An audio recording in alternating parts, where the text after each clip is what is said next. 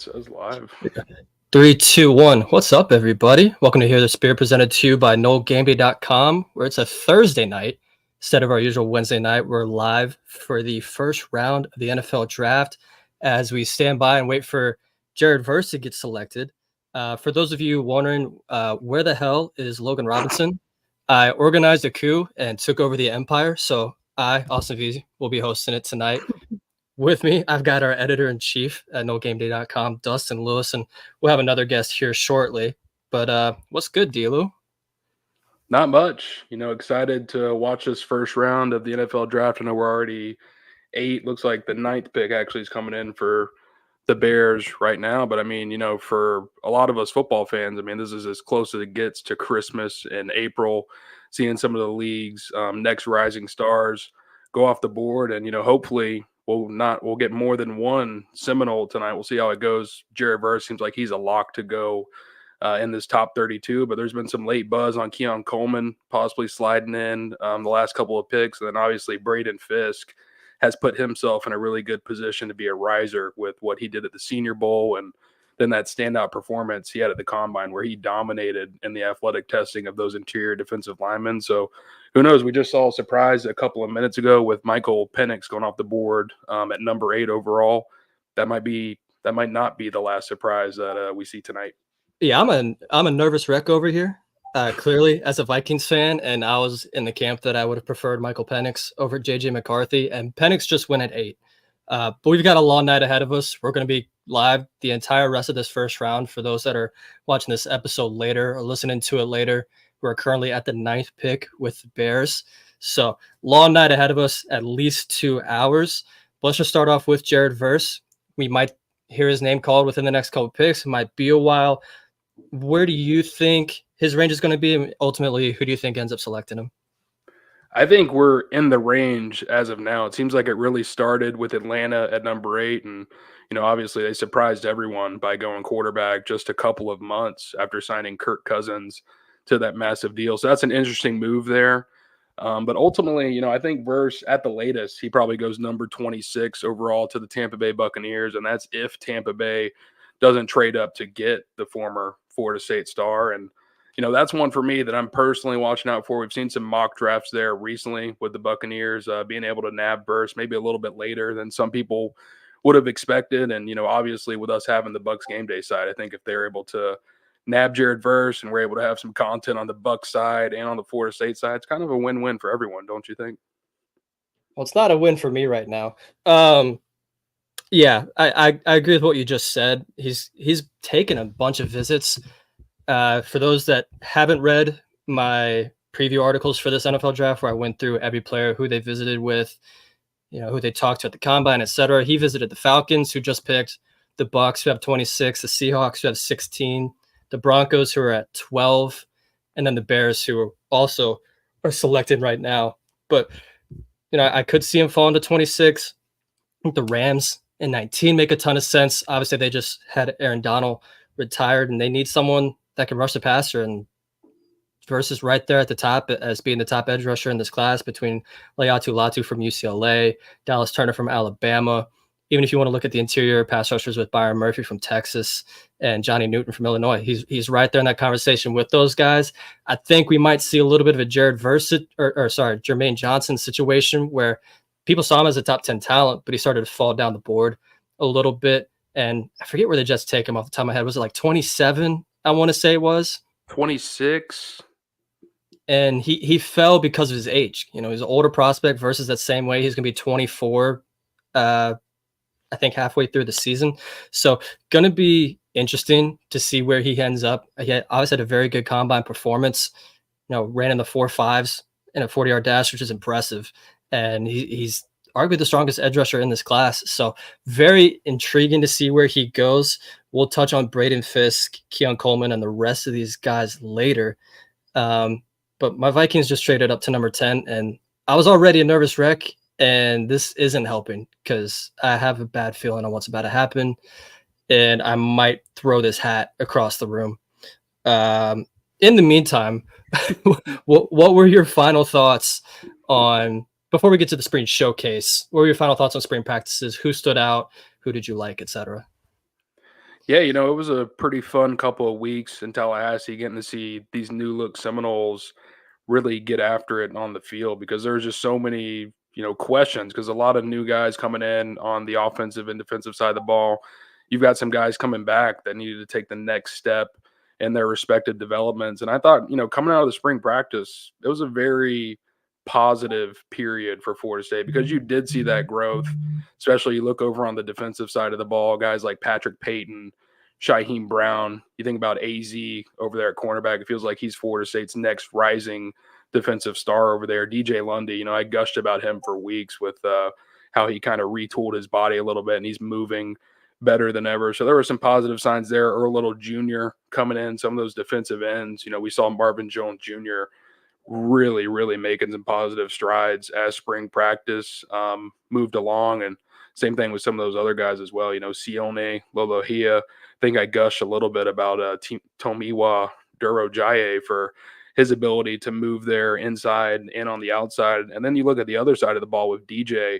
He pretty much was as advertised with that big arm. And, there's still some decision making stuff, where he's kind of like 50-50, maybe a ball that's not placed exactly where he wants it. He's a guy that's going to take some risk. And with that comes some big plays that we were also able to see throughout spring practice. Not as much connected during that spring showcase. I thought the wide receivers were average at best, at least over there on Saturday with some of those drops that we saw across the unit, but that doesn't really reflect on the entirety of what we saw during those practices. I mean, there were some legit big plays, and it sucked to see Malik Benson go down during the spring showcase, but it sounds like he's going to be good moving forward into the offseason, maybe limited a little bit by the time Florida State gets rolling in the preseason. He's going to be back at full strength, it seems like, and he really, I would say, separated himself from the rest of those wide receivers this spring. So I mean, we can really go all over the ball at each position. I mean, we've got so much time to Yeah. talk about it, but at least coming out of spring,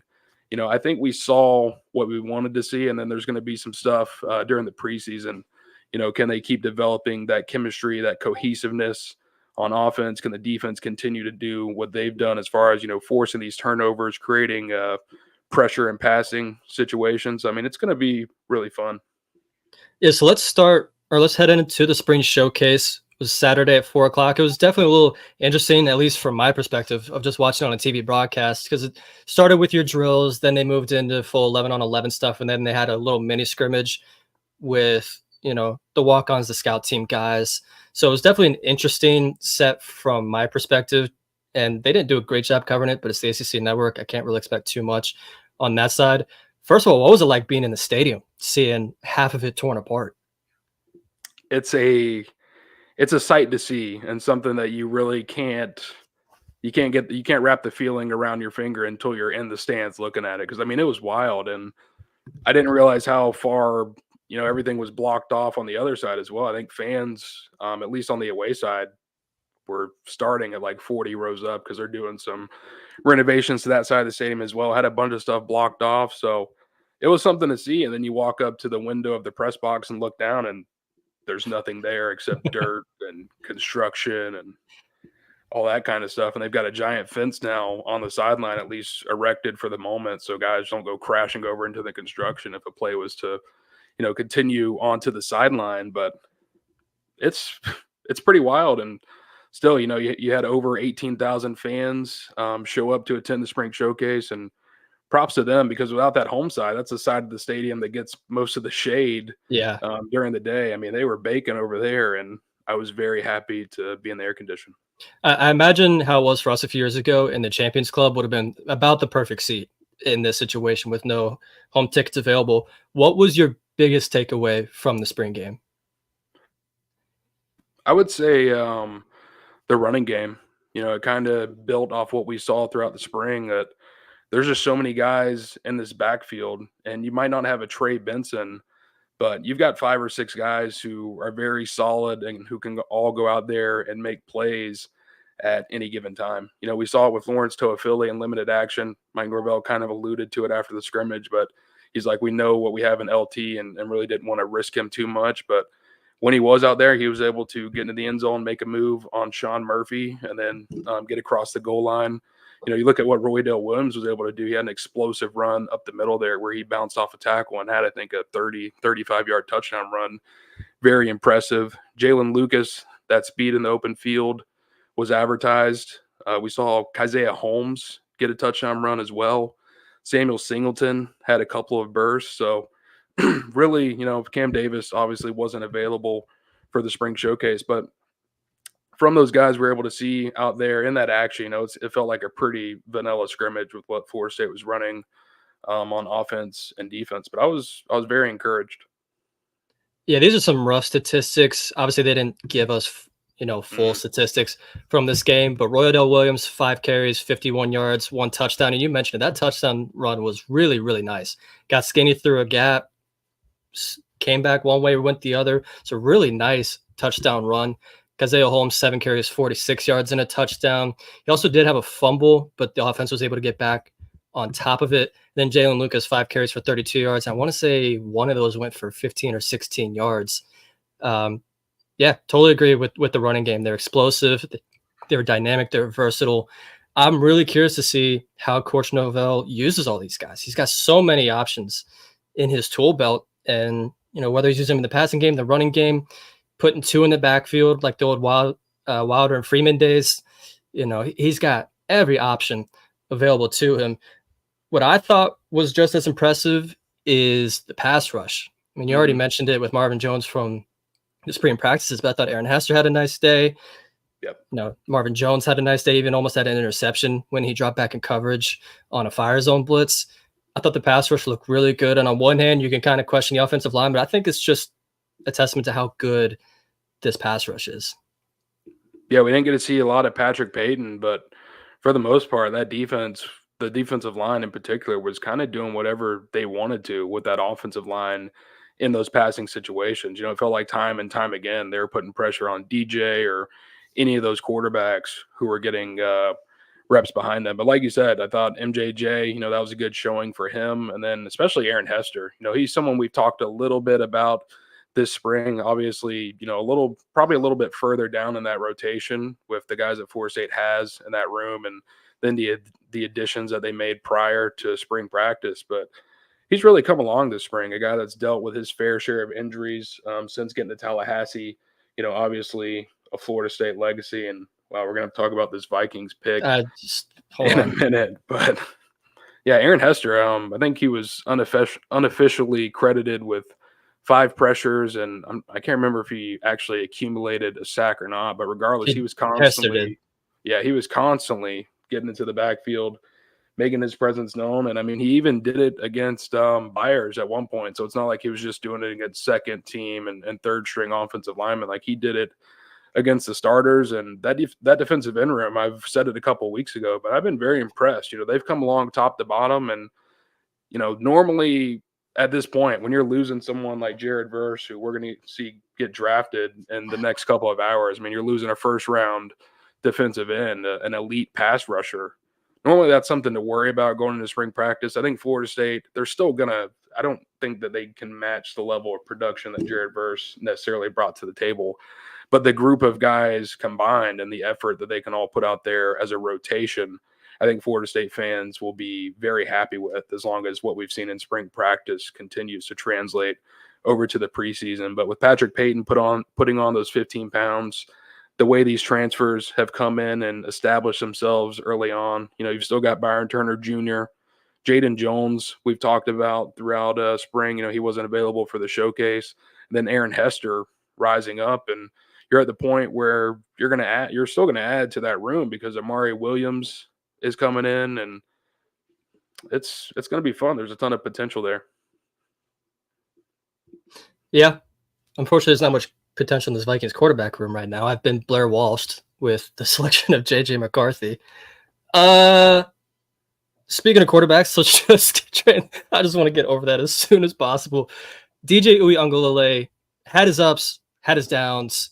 There's definitely some drops by the receivers that didn't help, as we mentioned.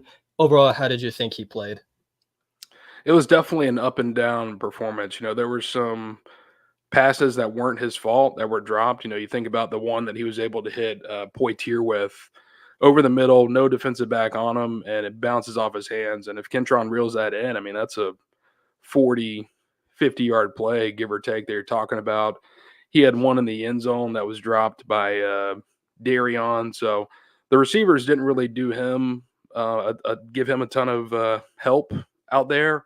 But then at the same time, I thought there were some throws that he'd probably like to have back. You mentioned that one that was almost intercepted by Marvin Jones Jr. There was one, I can't remember if it was a couple plays before or a couple plays after, where he threw an out route to one of the tight ends, and it was more inside than outside where the throw probably should have been. It allowed DJ Lundy to get a hand on there and tip it up into the air. And Lundy actually celebrated on the play. If he would have tracked the ball, he probably would have been able to pick it off. So it was definitely an up and down performance. And we did get to see some of those deep plays. You think about the one he hit to Malik Benson on the sideline. He came back and did connect with Kentron on a sideline throw later in the scrimmage. So that ability to stretch the defense clearly there. We've just got to see some more consistency with these deep balls connecting. Yeah, and Darian Williamson had a drop in the end zone, which hurt, which I haven't been the highest on Darian Williamson this spring. I thought he's had some potential throughout the last couple of years, but as we'll touch on later, there needs to be some attrition still from this roster. And as I said last week, I don't mind speculating on guys. This would be one of those ones that kind of makes sense. It's a really deep receiver room. Nobody's really stood out. And, with him being an older player, maybe he starts to go, hey, I want to be showcased more at a different school. Clearly, Malik Benson is number one in this room. I mean, he looked good in the spring game, even though he left with that foot, ankle injury, whatever it ended up being. Obviously, they're not going to make it public, but it's very clear that he's the number one guy in this room. After that, it is so up in the air between Ja'Kai Douglas, who's got the experience, has the game at Pitt last year where he was very clearly the best receiver on the field that day. But it gets really messy after that. Tron didn't look great in the spring showcase. Jaylen Brown, I know people like, but we haven't really seen on the field. Same with Hakeem Williams. He was kind of used more in a blocking role on Saturday than anything. So very interesting to see what happens in this room. Is there anyone else in that room that you're kind of looking at going, maybe is it time for a new start? Yeah, I hate speculating on specific names on the roster. I just feel like it's kind of shitty to the player themselves. But definitely when you look at that wide receiver room, Florida State now, and we're going to talk about Vandravius Jacobs later in the show, but Florida State now projected to have 12 scholarship wide receivers at the moment. I think the projected scholarship count's like 88 out of 85, and we talked about it last week leading up to the spring showcase, but it seems like the sweet spot for Florida State is kind of having 7 to 9 guys apart from the roster.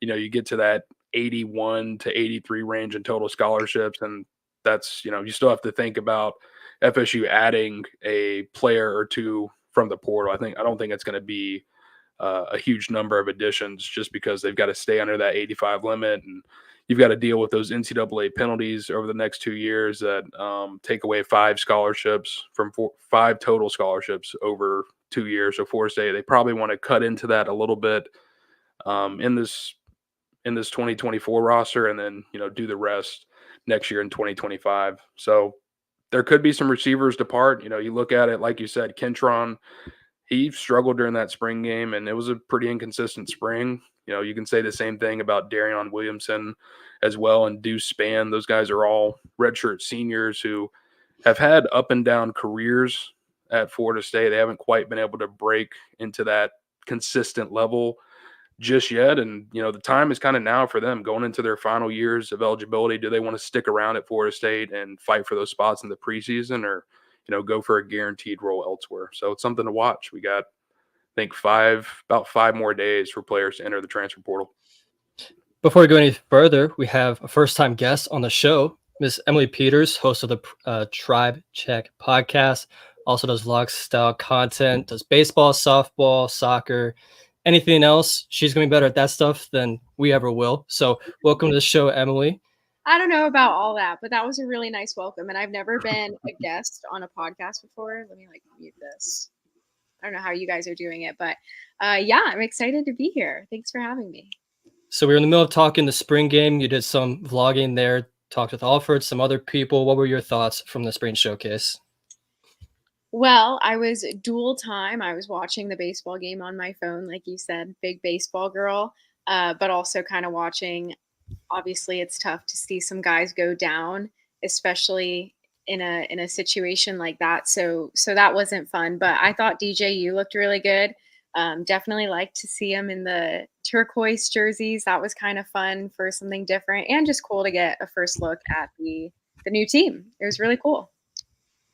Yeah, speaking of the turquoise uniforms, Dustin, what were those like in person? I'll bring up a couple pictures right now.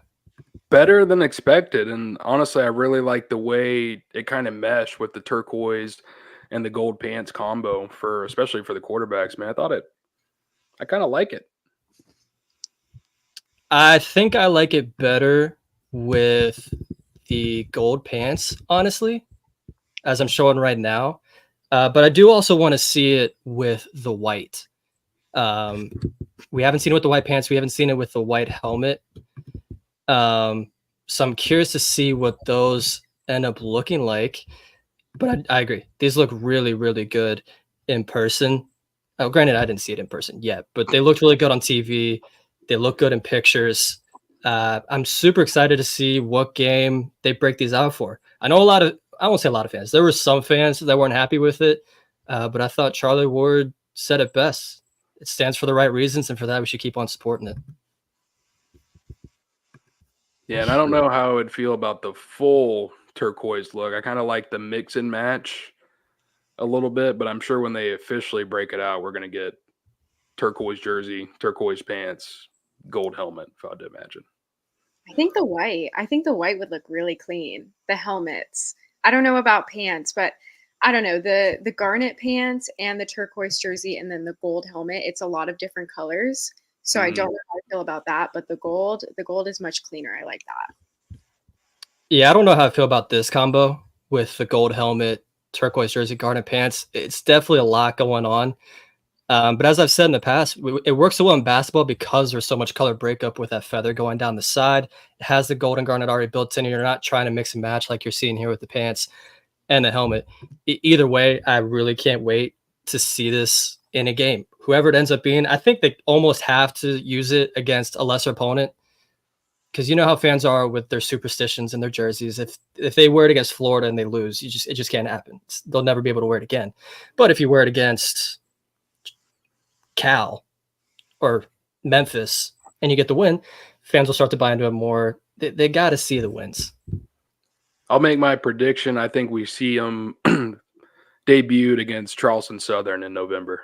I agree because that is Native American Heritage Month, so that would make the most sense. And that is, correct me if I'm wrong, isn't Charleston Southern? Oh no, it was UT Chattanooga where they broke out the all black the first time, right? In like 2016. That sounds right. So there's some history there with a lesser opponent in November. Might as well keep it going. A couple of injuries from the spring showcase. Malik Benson went down. TJ Ferguson went down. Sean Murphy went down, but ended up coming back in the game. Really just all the Alabama guys. Apparently it's soft coming over from the SEC. All jokes. But what do you think we're going to see from those guys? It doesn't sound like it seems too serious with Benson, but what have you been hearing? Yeah, the biggest worry is obviously Benson, with what he was able to showcase this spring and breaking out as arguably Florida State's top receiver, coming in as a graduate transfer from Alabama. And like I was saying earlier, from what we've heard, it doesn't seem like it's going to be something that limits him long term moving forward. Maybe not able to do some of the stuff at the beginning of the summer workouts, but it seems like by the preseason, he's going to be fully back in the fold and ready to go. And that's what Florida State needs, with some question marks in that wide receiver room, a ton of potential there. We'll see if those guys can get it together in the preseason. It just felt like too inconsistent of weeks of practice. We would see some big plays from a guy one day, and then the next day there would just be too many drops from the unit. And Malik Benson really established himself as the most consistent performer, making some big plays down the field, some really tough highlight catches, and it seems like he's ready to maximize on that final year of eligibility that he has after suiting up for the Crimson Tide a season ago and having that record-setting career in junior college. With him at Florida State, that speed and, like I said, the highlight playability that he brings, those hands, and with DJ's strong arm, I think we're going to see some really big plays from those two guys this upcoming season. And there's a lot of offensive line depth. We've seen Richie Leonard step in. There's a lot of starting experience along that offensive line. So even if TJ Ferguson has to miss a little bit of time, it's not the biggest concern, but the offensive line was a big reason the running game looks so good in the spring showcase. And it kind of seems, granted, I haven't been at all the spring practices, but it kind of seems like this is going to be a run focus for this offense going into next season. And they can move some people. And they'll set up those play actions with DJU and Malik Benson and whoever else ends up working in that receiver rotation. Correct me if I'm wrong, but that seems like what's going to happen.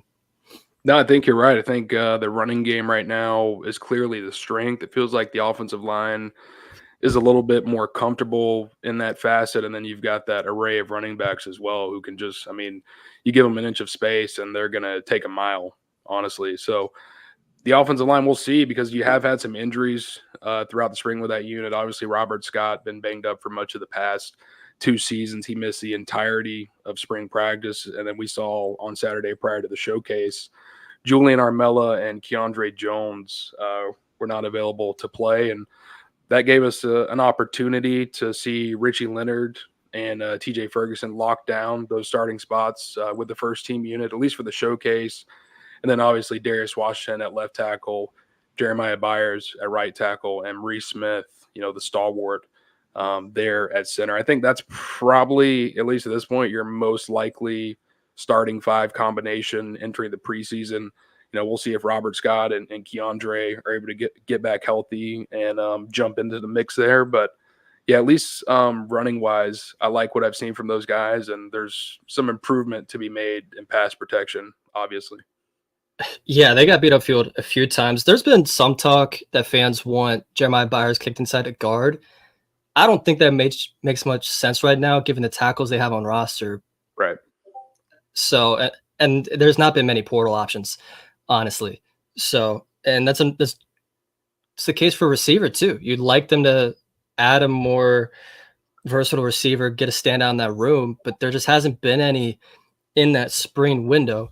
Speaking of the portal, though, unless there's any other position groups you want to touch on from the spring showcase.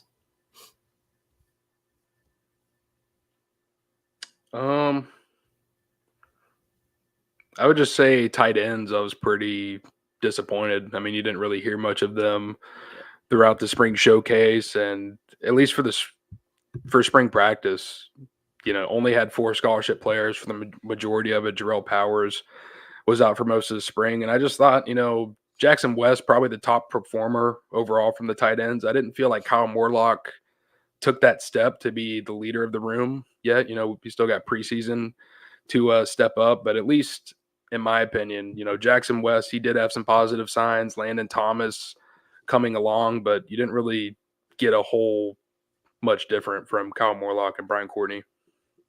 Yeah, and Landon Thomas didn't really.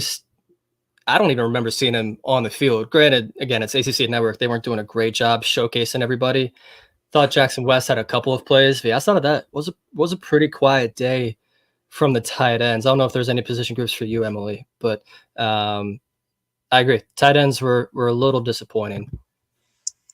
Yeah, I think Dustin really covered it. I hopped on a little late, so I'm not sure what you guys already talked about, but yeah, I don't know if I can follow with much more.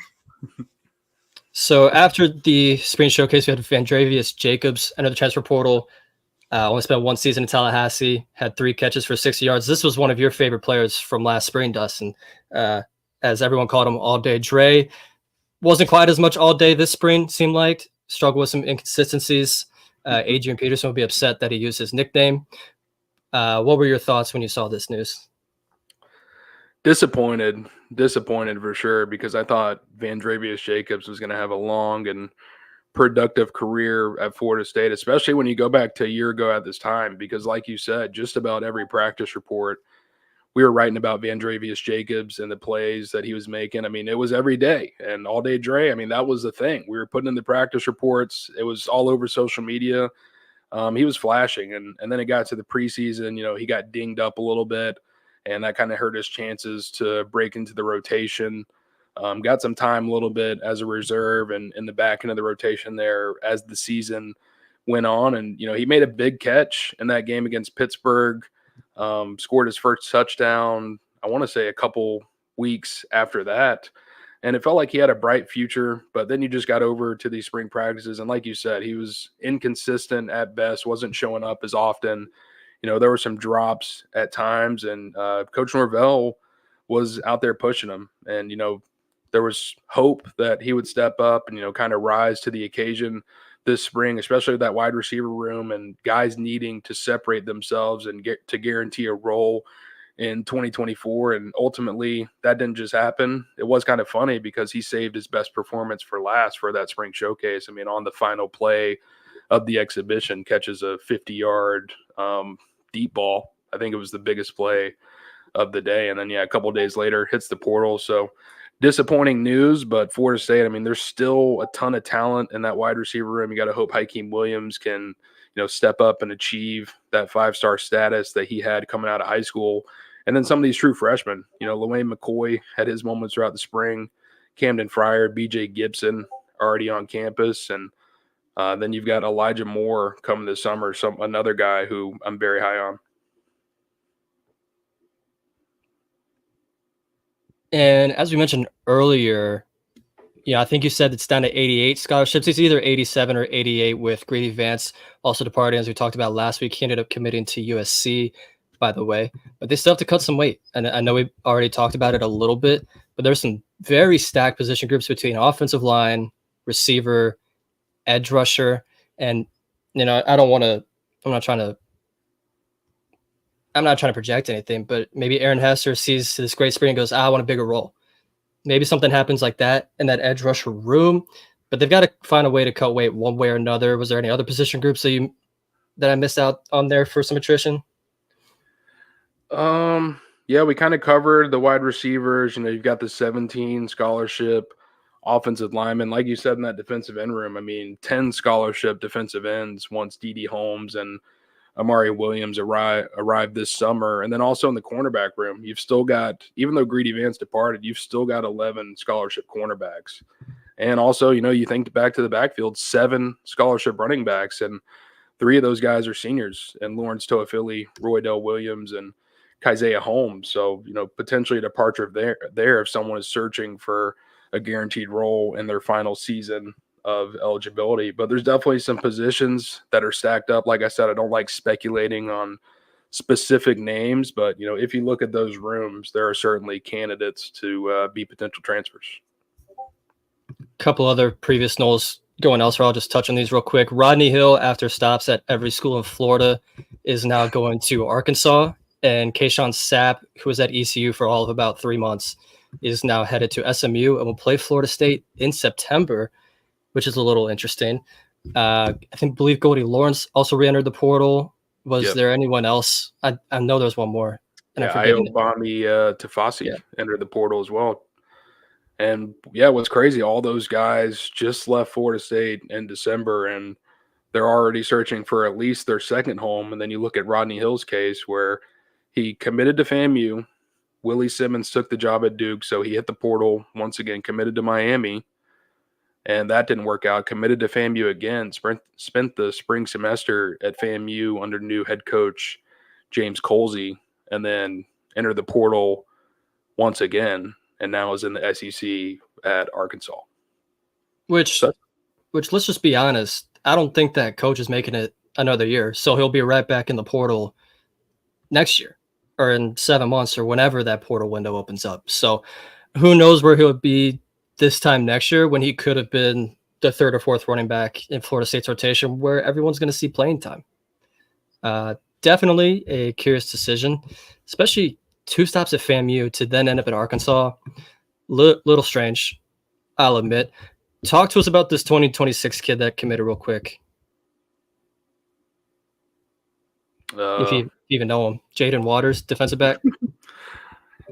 Yeah, Jaden Waters just committed to Florida State, coming off that visit for the spring showcase, and still very, very early in his recruitment, holds offers from a bunch of the top programs in the country. But, it seems like after just a couple of trips to Tallahassee, he's already seen enough to go ahead and pull the trigger, join that Tribe 26 class, which is already one of the best in the country. Still a year out, Florida State working on that 2025 cycle at the moment. But Waters, a long and lengthy defensive back, he kind of fits that mold that FSU and Mike Norvell, Patrick Surtain, Adam Fuller are looking for back there. When you look at the defensive backs that they like to bring in Tallahassee, you've got these long guys that can play on the outside who are very athletic, and he fits into that. And actually, it looked like he was named a 4-star prospect by 247 Sports just a day or two after committing to Florida State. So at least the early scouting by Florida State looks like it paid off, and they got themselves a quality prospect. And now it's just, you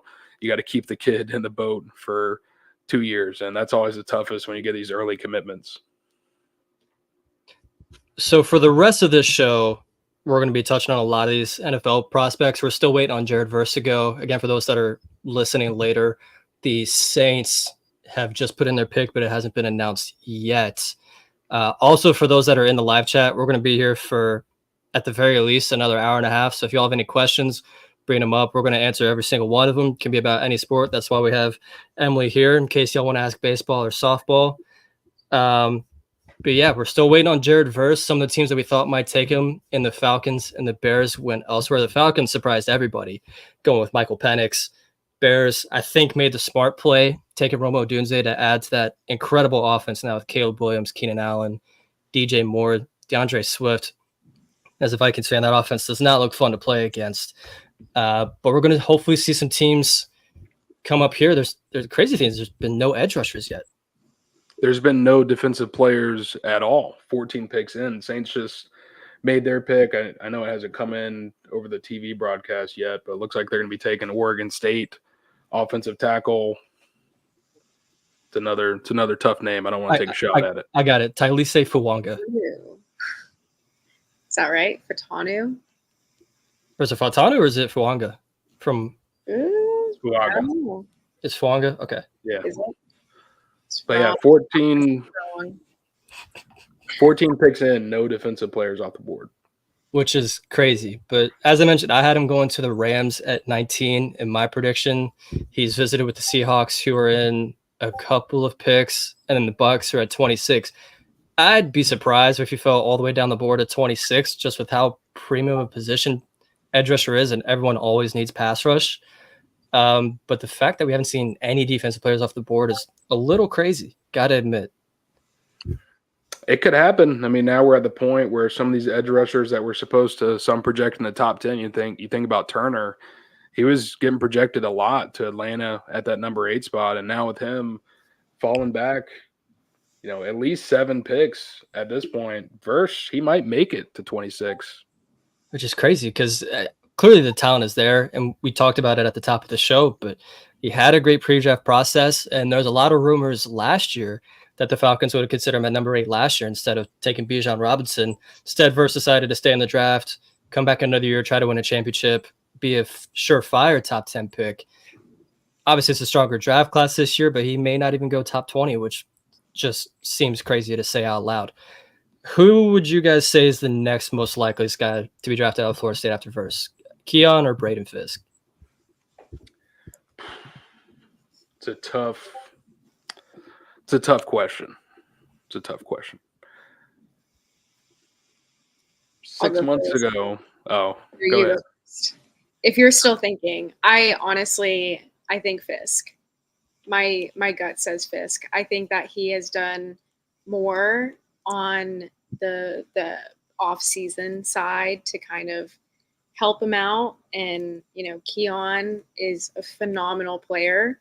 The film kind of speaks for itself, but I think when you talk about like leading up to the draft, Braden Fiske has done everything that he could do. And it's insane to watch him, jump as high as he potentially did. So yeah. And I would be over the moon for him because I just know that he deserves it. He works so hard, and it would make me happy to see him go. Yeah, I was just going to say 6 months ago, I definitely would have said Keon Coleman. I mean, you think about what he was able to do very early in his Florida State tenure, that 3-touchdown debut against LSU, the 2 touchdowns in Death Valley, including the overtime score to win it. You know, he had a clutch touchdown against Miami. He had a really good punt return against Florida to help FSU set up that road win against the Gators. But then he kind of struggled down the stretch. You know, didn't do a ton in the ACC championship, was limited there. Obviously had a third-string quarterback plan in Brock Glenn. But I think what really hurt him, and this is a stacked class of wide receivers, but that 40-yard dash. You know, it seems like people keep going back to that where he underperformed there, you know, second worst among wide receivers at the combine. But I think everyone who watches Keon Coleman knows, you know, it's not just about straight line speed with him. I mean, he's just simply a playmaker, and you can't diagnose that with a 40-yard dash and, you know, basically underwear. I mean, look at what he does in full pads. You got to look at the full resume. But ultimately, you know, this is a really, really talented class of wide receivers, and I think that's something that's going to hurt him a little bit. But we still have seen this buzz lately where he might sneak into the first round. I just think the overall body of work of Braden Fiske, what he did down the stretch, you know, his performance against Louisville, where he was arguably the ACC championship MVP. I know it got handed to Lawrence Toafili. I personally voted for Fiske that night, and then he jumped in the Senior Bowl, dominated there, earned some buzz, came to the combine, dominated once again. He's definitely a riser, and I would say as of right now, I'd be going with Braden Fiske. Interesting. I think I would actually lean Keon right now. Not for any of the points you guys said, but it was Tom Pelissero of the NFL Network who said it 2 nights ago. He said one name to watch for people that could sneak into the first round: Florida State wide receiver Keon Coleman, who quietly was among the busiest players during the pre-draft process with a dozen visits plus a couple private team workouts. I don't know all dozen visits that he made, but we do know he's been to the Saints, the Buffalo Bills, and the Tampa Bay Bucks. So let's say Bucks get on the clock at 26, first is off the board, all those pass rushers off the board, maybe say, hey, eventually we're going to need a replacement for Mike Evans. Why not take a guy like Keon Coleman? And as you mentioned, Dustin, this is a very, very talented receiver class. I think 80% of the time, Keon's the 3rd or 4th receiver off the board at worst. And instead, we've seen 3 receivers go in the top 9. So it's a very, very good year for wide receiver, really strong draft class overall. But Braden Fiske did have a tremendous process as well. You know, going into the Louisville game, I think he was mainly a 4th to 5th round pick, seemed to kind of be the buzz. Then he, like you mentioned, dominates Louisville. I totally agree. I voted for him for most valuable player in that game. Dominates that game, dominates the pre-draft combine with the fastest 40-yard time, fastest shuttle, highest vert, longest broad jump. He absolutely dominated. Then in the position drills, he was going insane. We saw the footwork on it. He was going crazy on that. Definitely did everything he needed to there, did everything he needed to at the Senior Bowl. And now he's a fringe first-round pick. I think he's more likely to go in the 40s. I believe I had him going to the Chargers at 37. But with them taking an offensive lineman that I imagine they'd take receiver. And the next likeliest team I had was the Raiders at 44, I believe. So I think that's going to be where he's most likely going to go. But who knows? You know, the Chiefs always love their interior defensive linemen. The Ravens love their interior defensive linemen. He's visited with the Chargers, Raiders, and Steelers. So we'll see where he ends up going. But I think those are definitely the 2 after that to watch. After that, it gets kind of squirrely for who might go between Trey Benson, Renardo Green, Jarian Jones, even maybe a little bit Johnny Wilson. Is there anyone that stands out to you, D-Lou, that we should talk about first? It's got to be Trey, right? I would assume that he's going to be next one off the board. It seems like he's in that contention for the RB1 spot with Daniels from Texas. So I guess we start with Trey and then kind of work to the defensive backs, I would say. Cool. So Trey Benson, like you mentioned, he's in that RB1 conversation with Jonathan Brooks out of Texas, who's dealing with an ACL injury. Jalen Wright out of Tennessee. People love his athleticism. And even to some point, Bucky Irving out of Oregon and a couple of other guys. But it seems like Benson, Brooks, and Wright are the top 3. He's been on pre-draft visits with a bunch of teams: the Cowboys, the Panthers, the Browns, the Bills, the Giants. Who do you see as the most likely fit for him? I really like Dallas, and I feel like that's one we've talked about the last couple of weeks. They need a running back.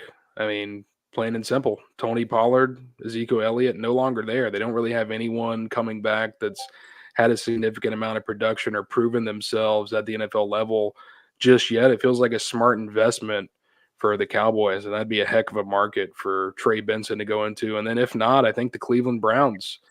Nick Chubb, working his way back from a serious injury, unsure if he's going to be available for the start of the season. And it feels like it's time for the Browns to start looking for that successor anyway. And they could invest in a guy who maybe runs a little bit similar to Chubb and Trey Benson. I agree with Dallas, to be completely honest. I think that he would fit in so well there. And going back to your point about him being RB1, I think I might be a little bit biased, as a Florida State person, but I don't think you can argue too much for anyone else. I mean, injuries aside, he came back from the biggest injury. I mean, I've seen. He injured like every single part of his knee, and his hamstring, and he runs like it's his job. 0 career fumbles. You would think someone who withstood an injury like that would be a little bit nervous to like run and just be as physical as him, but he's fearless out there.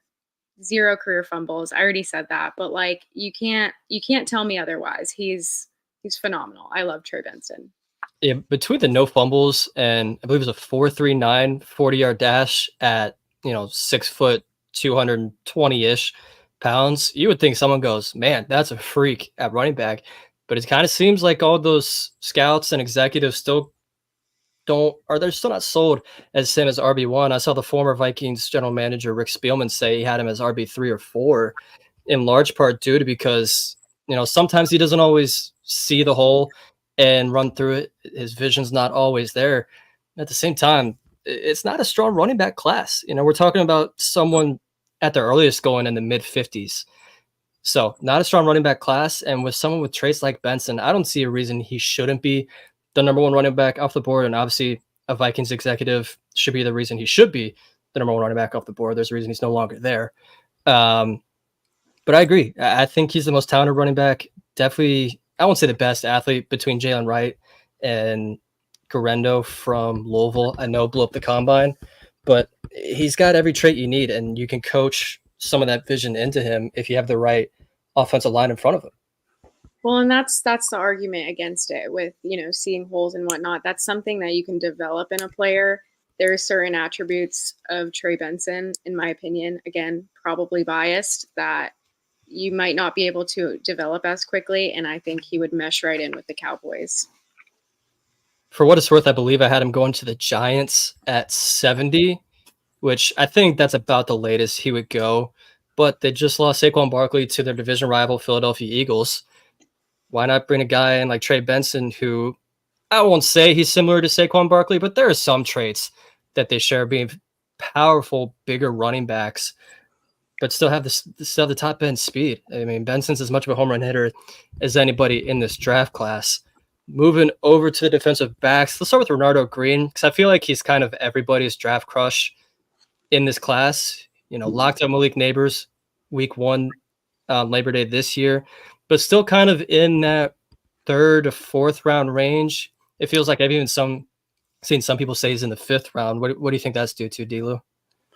Well, honestly, he's just such a lockdown corner that he doesn't get a ton of targets his way. And I mean, that's it's a blessing and a curse because he doesn't really get a ton of chances to make plays on the ball and stuff because they're just not throwing that way a ton. But when it does happen, and you point to that LSU game, you go back and look at some of that Clemson tape. I mean, he's simply dominant. I don't know if there's another cornerback in this class that can play as physical as Renardo Green and is solid in coverage, and he saves his best for these big games. I mean, you look at some of these receivers tonight getting drafted in the top 10 and some of these other LSU receivers that are going to get drafted as the days go on. Go look back at their stats. They had great seasons. What they do against Florida State? Not too much because they were matched up against Renardo Green. I mean, that was one of the only guys to limit Malik Neighbors, one of the only defenses to really kind of shut down Jaden Daniels a little bit throughout the entirety of the season. And it was because of having guys at cornerback like Renardo Green and Jarian Jones. And to that point, real quick, the only reason Brian Thomas Jr. ended up having a touchdown over 100 yards is because he got a 75-yard touchdown against Florida State's third stringers. But I digress. Yeah. The first play that some of the true freshmen were in the game. And I think the biggest thing with him is his size. And I know teams want to have that press man corner, but press man corners are also grabby. They tend to get more penalties, especially in the NFL level. They're going to call those pass interferences a little bit more, those holds a little bit more. At the same time, press man corners are really hard to come by, and especially someone that does it as well as Renardo, who, we've been talking about him for 2 years now, going back to the first LSU game in 2022, just about how strong he was in man coverage. He's been our best corner for a couple of years now, and that was only right that he was wearing number 8 because he donned it so well and did that number such great respect after Ramsey wore that number. But I do think his size, he clocked in at about 5'11", 3/8 inches, I believe. It's a little bit smaller than you'd like your press man corners. Obviously, these corners that we're talking about in the first round with like Quinion Mitchell, 6'2", 210, 200-ish. Renardo, I believe, was 180, 185, so a little on the smaller side, which is going to hurt him a little bit. But at the same time, we've seen teams say, hey, we like this guy in the third round. There's no reason to take a Quinion Mitchell or Terrion Arnold in the first round. Yeah, I agree. And to me, I mean, getting someone like Renardo in the third or fourth round, that's a steal. I mean, you can kind of talk about the size a little bit, but this is someone who plays so much bigger than he actually is. Just go back and ask Jaden Daniels in 2022 after that hit in New Orleans that Renardo laid on him, or some of the stuff that we've seen the past 2 seasons. I mean, he's put it on tape. He's proven that he can be an elite defensive back. And I think this transition, if someone's able to get him in the, I don't know, like 65 to 100 range, I mean, that's a steal in my opinion. I believe I ended up having him going 90 to the Arizona Cardinals. Information about him has been impossible to find, by the way. There's 13 players that we think have a chance to get drafted. He's the only one that I couldn't, or him and Kalen DeLoach were the only ones I couldn't find any visit information on. He's met with the Packers, the Vikings, the Cardinals, the Colts, the Seahawks, and the Saints at the very least between the Combine and the East-West Shrine Bowl. But we haven't seen him pop up on any of these pre-draft top 30 visits that I've been mentioning for some of these other guys. One guy who has been pretty busy is Jarian Jones, who gave us a podcast interview, which is a lot of fun, but he's been all over the place. He's been on visits with Green Bay Packers, Philadelphia Eagles, Miami Dolphins, Indianapolis Colts, has met with the Patriots, Jaguars, and Commanders. He's another guy where his range is all over the place. I've seen him top, middle of the third round. I saw someone yesterday have him at the end of the 5th round. So another guy, huge range. I think some of it's due to age. Some of it's due to his film wasn't great when he was on the outside a couple of years ago. But man, did he thrive in the slot this season. Yeah, I mean, had a career year during his final run in Tallahassee, and a lot of that came because of that transition over to the nickel spot where, I mean, he just, like Renardo on the outside, just absolutely locked down and put out some ridiculous numbers. When you look at some of those advanced analytics that PFF likes to pull out of their hat and things like that, and also the numbers on the field, multiple interceptions, defensive touchdown. He was very solid throughout the year, and then he went to the NFL Combine, and he's another guy from Florida State who had some stuff to prove, and he did that with what he was able to do in the athletic testing and the on-field drills. So, Jarian Jones, it kind of feels like another one where someone's going to end up getting the steal. And I'm not just saying that because he played at Florida State, but because it feels like he's playing his best football right now. They kind of toyed around him with different positions, had some snaps at outside cornerback, played a little bit of safety. But now that he's settled into that nickel spot, seems like he's found the right position for him and really thriving at the right time as he makes this leap to the professional level. And another guy that ran in the 4.3s at the Combine, it was one and done. Saw that 4.3 time, and he told us on the show too before we went live. He said, "I'm surprised, y'all. I ran like a 4.48 before any testing, any pre-training. I think I'm gonna get in the 4.3s." And sure enough, he went out there and did it. Did you get a chance to talk to him at the pro day, Emily? No, I didn't. I tried to grab him on his way out, but they were all coming out at the same time. So I was like, He's fun to talk to, and I'm sure there's some team that had an interview with him that goes, "We can't let this guy keep going down the board because man, he's a character. He really is. Him and Verse are both characters." I saw you guys' interview, you guys' podcast with him, and I've been trying to get him on mine. So maybe in the future. Maybe next time he comes on Tribe Check, he'll be an NFL draft pick ahead of his rookie year. Hopefully we can get that set up in the next couple of weeks. But yeah, a ton of personality. Had some real ups and downs at Florida State, and credit to him for sticking around. Fighting through those battles, finding the spot that works for him. And he even said it. Him and Mike Norvell used to clash a lot, and then now their relationship, is better than ever as he departs from Florida State. So, a heck of a story from Jarian Jones, and yeah, it's going to be really cool to see him get drafted in the next couple of days. Okay, the Vikings just traded up again. I'm about to lose my mind. I'm sorry. We can talk about some of the draft, dude. We don't have to just talk. No, I know, but it just got announced. We finally have our first 2 defensive players off the board, including our first edge rusher, which was Leatu Latu, which might have surprised some people. But we also had Byron Murphy from Texas just go to Seattle. But the Vikings just traded up. I don't even know how, because we don't have a second or third round pick or a second round pick next year. Don't spoil who it is. I'm not saying who it is. It says the Jags acquire picks 23 and 1. Oh wow, Vikings made the pick 23 and 167 from the Vikings in exchange for 17. And let's see if you like this pick or not. We'll see. Especially that they traded with Jacksonville, which is where I'm from. I'm a Duval native, 904 born and raised, even if I'm not there anymore. But you really not want me to tell you who they picked? We gotta wait for. No, that's yes. I like to watch the draft the old-fashioned way. I'm sorry that you're one of those. I don't want to hear it from you. You're wearing a gray T-shirt like you always do. But I know the pick. That's fine. That's fine. I'm sure I would know the pick too if I turn over my phone and saw the whole bunch of text messages I just got. Speaking of the T-shirt, though, really quick. This is not football related, but I'm in a T-shirt too. After I gave you a hard time about the jerseys, I didn't even think about that. For you, I don't know, and for everybody listening, I thought it would be fun if we all wore jerseys and all matched. Oh, there you go. There's your pick. I'm a second behind because I'm streaming on Hulu. How do I get hung out to dry with the one wearing a jersey? What happened, Emily? So what happened was I was looking for my Patriots jersey and I couldn't find it. So I think it might be at home in Orlando, but I'm still repping. Okay. I couldn't believe you were a Patriots fan. You told me that earlier and I was shocked. Yeah. I don't talk about it as much anymore because it's not fun anymore for me. But yeah. How did that even come about?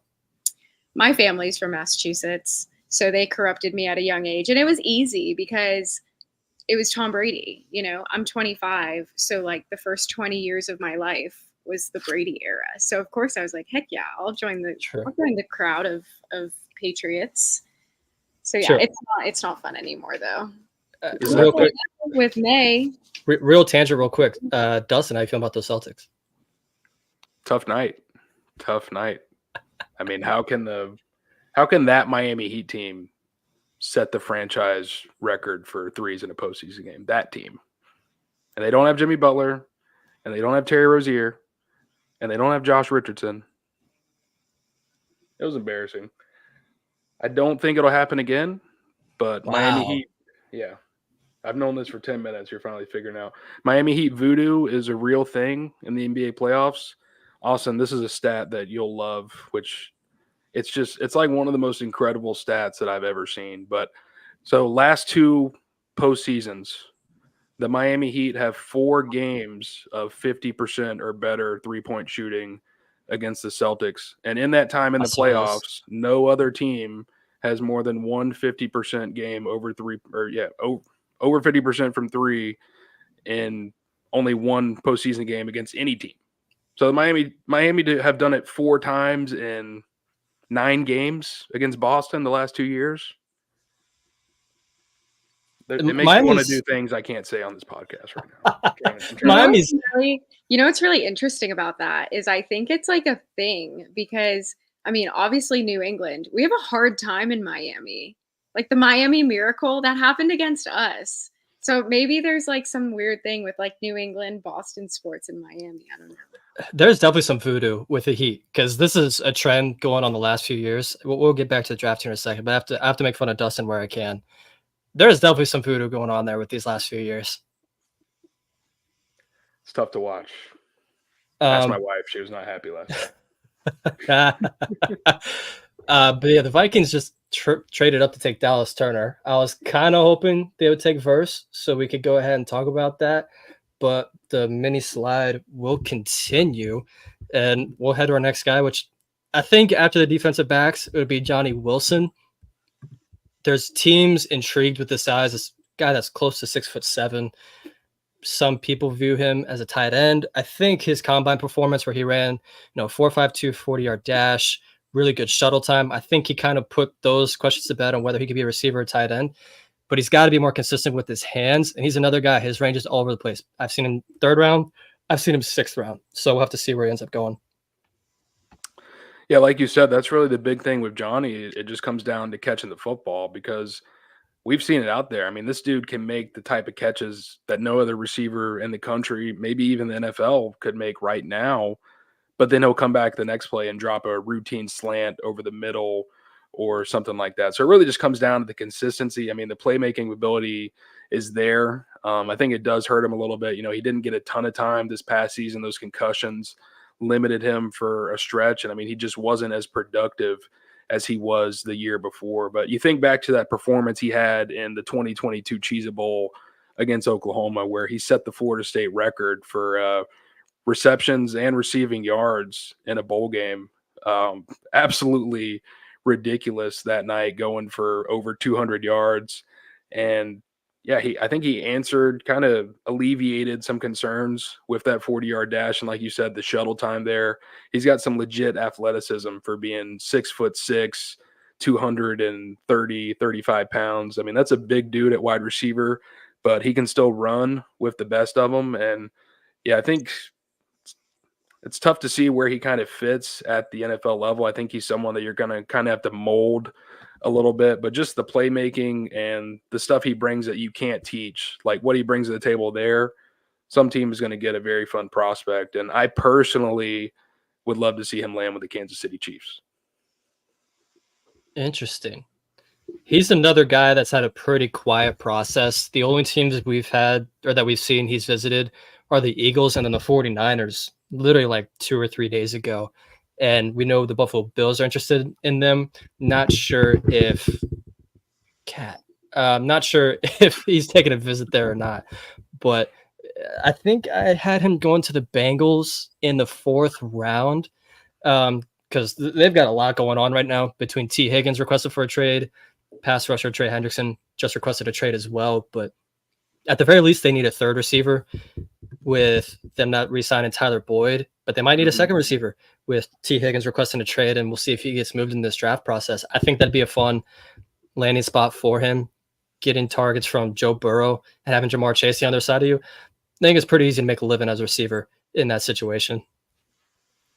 That's not bad either. And, maybe the Chargers as well. I mean, there's a couple teams around the league that could make an investment at the wide receiver position. And, if you're able to get someone like Johnny Wilson, he's hanging around there in the 4th round or going into the 5th, there just might be too much potential to pass up, because if you are able to maximize his skill set, I mean, we could be talking about a future, Pro Bowl type of guy. I mean, he's got that legit ability. It just comes down to the consistency from play to play. And he's another guy. We didn't really talk about it with Keon and the gauntlet drill, but I thought Johnny had a great gauntlet drill in the combine as well. Didn't drop any of those passes, and that's the biggest question mark with him is can he show that consistency? I want to say PFF said he had a drop rate of 12.9% in his career. I know it was in the 12%, but either way, it was by far the highest of these receivers heading into the draft. That's going to scare some teams off, but at the same time, that size, especially that speed, he won't last too long on day 3. I have a feeling. I know Trevor Sikkema at PFF had him like 80th overall. So who knows where he's going to end up going. He's got all the talent in the world. He became Jordan Travis's favorite target these last couple of years very clearly. But at the same time, we mentioned the drops, struggled with some injuries this year, missed a couple games, exited some other games early. We'll see if that ends up dropping him down the board at all. After that, we get in that range of, let's just go into Jordan Travis. Obviously, a lot of question marks around him after that significant lower leg injury against North Alabama. Wasn't able to work out for teams. I know he ended up visiting the Jets and the Raiders, but I don't know, Dustin. Did he ever end up working out for any NFL teams? Nothing ever came out like publicly. You know, we saw that video come out before he took that visit over to the New York Jets. I think that there's probably some more footage from there that got circulated around to NFL teams. But as far as like public reporting of him working out for a specific team, I don't think that we saw any of that.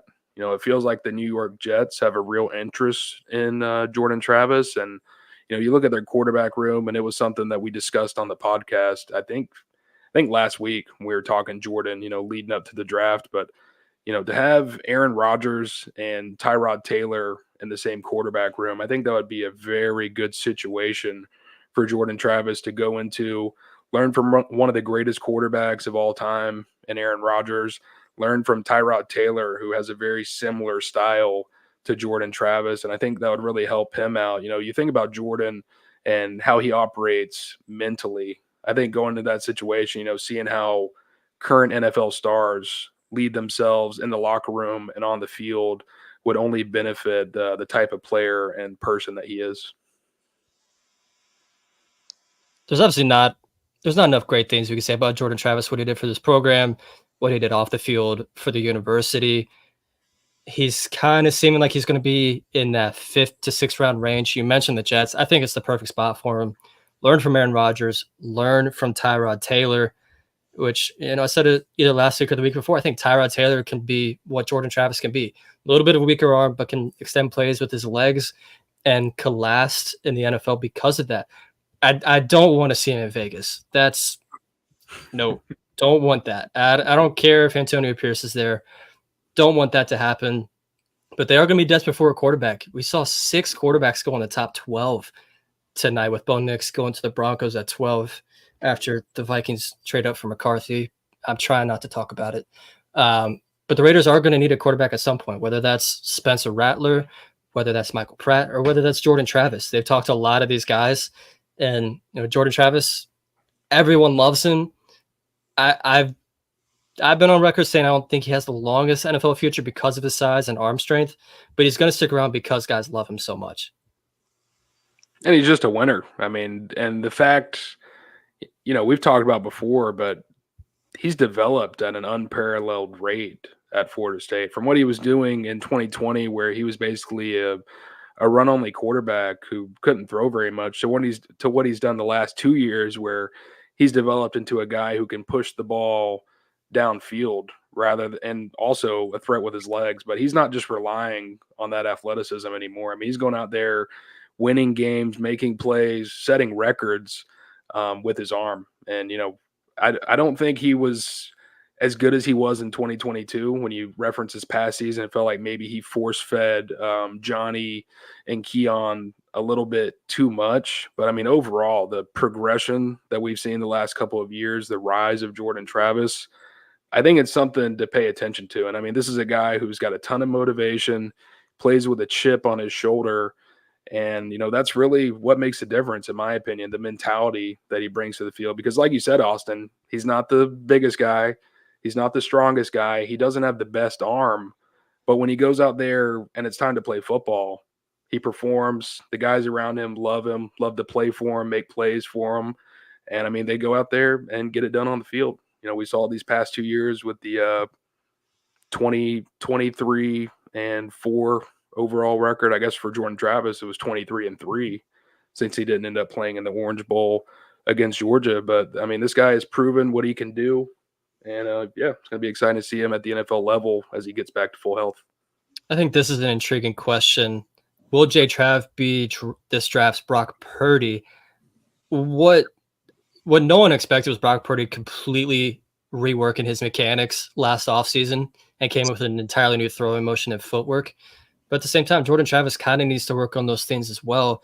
A lot of scouts point to when he needs to make those deep throws, he kind of like jumps into it and you see his hips flick around. So who knows? Maybe he has been working on those mechanics this offseason, but curious to see what you guys think on this. It's an interesting question. I think, being able to get Jordan Travis, and who knows now? I mean, like you said, Austin, we've seen 6 quarterbacks go off the board. This could be something where now we see some quarterbacks go earlier than maybe we were originally expecting. But yeah, if Jordan is still hanging around in that 6th, 7th round range, I mean, I think you're getting the steal. Like I said, with the mentality, the way that he's improved year over year for the past 5 years at this point. I mean, this guy is a winner, and no matter what franchise he goes into, whether he's a starter or the backup or the third string, he's going to go in there and prepare each day and, I mean, bring his best to the table and play to his role to the best of his ability. Dustin, I said exactly that to him at Pro Day when I spoke to him, and I said, when you came in here, the consensus was like, yeah, he is a great runner. He's athletic and he has those attributes. But now, before the injury, it's like, wow, like he can throw and he's developed so quickly. And, I asked him, I was like, did you ever think that, as the starting lineups are going and the fans hear your name, the shouting and it just erupts. Like, did you ever see yourself in that position? And he was like, I did. I've always had the success mentality. I've always seen myself as a winner. He's extremely humble and he's down to earth and he's a phenomenal human being, but he has the mindset to take him extremely far. And I think that's really what separates him. I mean, he believes that he can do it even when other people are like, there's no way Jordan Travis is going to complete this throw or make this play. And then, I mean, he's just done it year after year, season after season, game after game.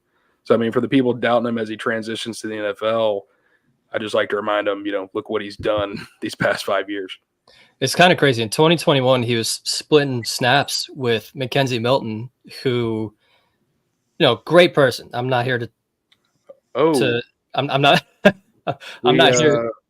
We on Verse Watch. Pick has been made. Okay, we'll get to that here in a second. But I'm not here to trash Mackenzie Milton, but he was literally playing on one leg. So the fact that Jordan Travis could have fully beat him out until later in the season, then in 2022, we saw him take those steps and we saw him play.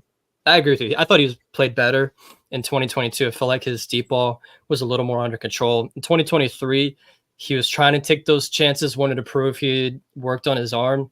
Just wasn't quite connecting. And part of that's having, brand new receiver in Keon Coleman and, still working some other guys. And, Dustin Hill started week 1 against LSU. You also had Winston Wright, a name everybody's forgotten by now because he entered the transfer portal 3 weeks after that game. So a lot was going on there. But like we said, he's got the character, he's got the mental makeup, and quarterbacks are so highly valued in this draft. Cat, oh my God. But I think he's going to get picked at some point. Someone just said, I think he's going to get a free agent offer. I don't see that happening. I think the position is too highly valued for him to not get drafted. But like you just alluded to, we are finally on Jared Verse Watch. He has been selected by the LA Rams. I'm just going to say it. I predicted it. I said it in the article. You nailed it.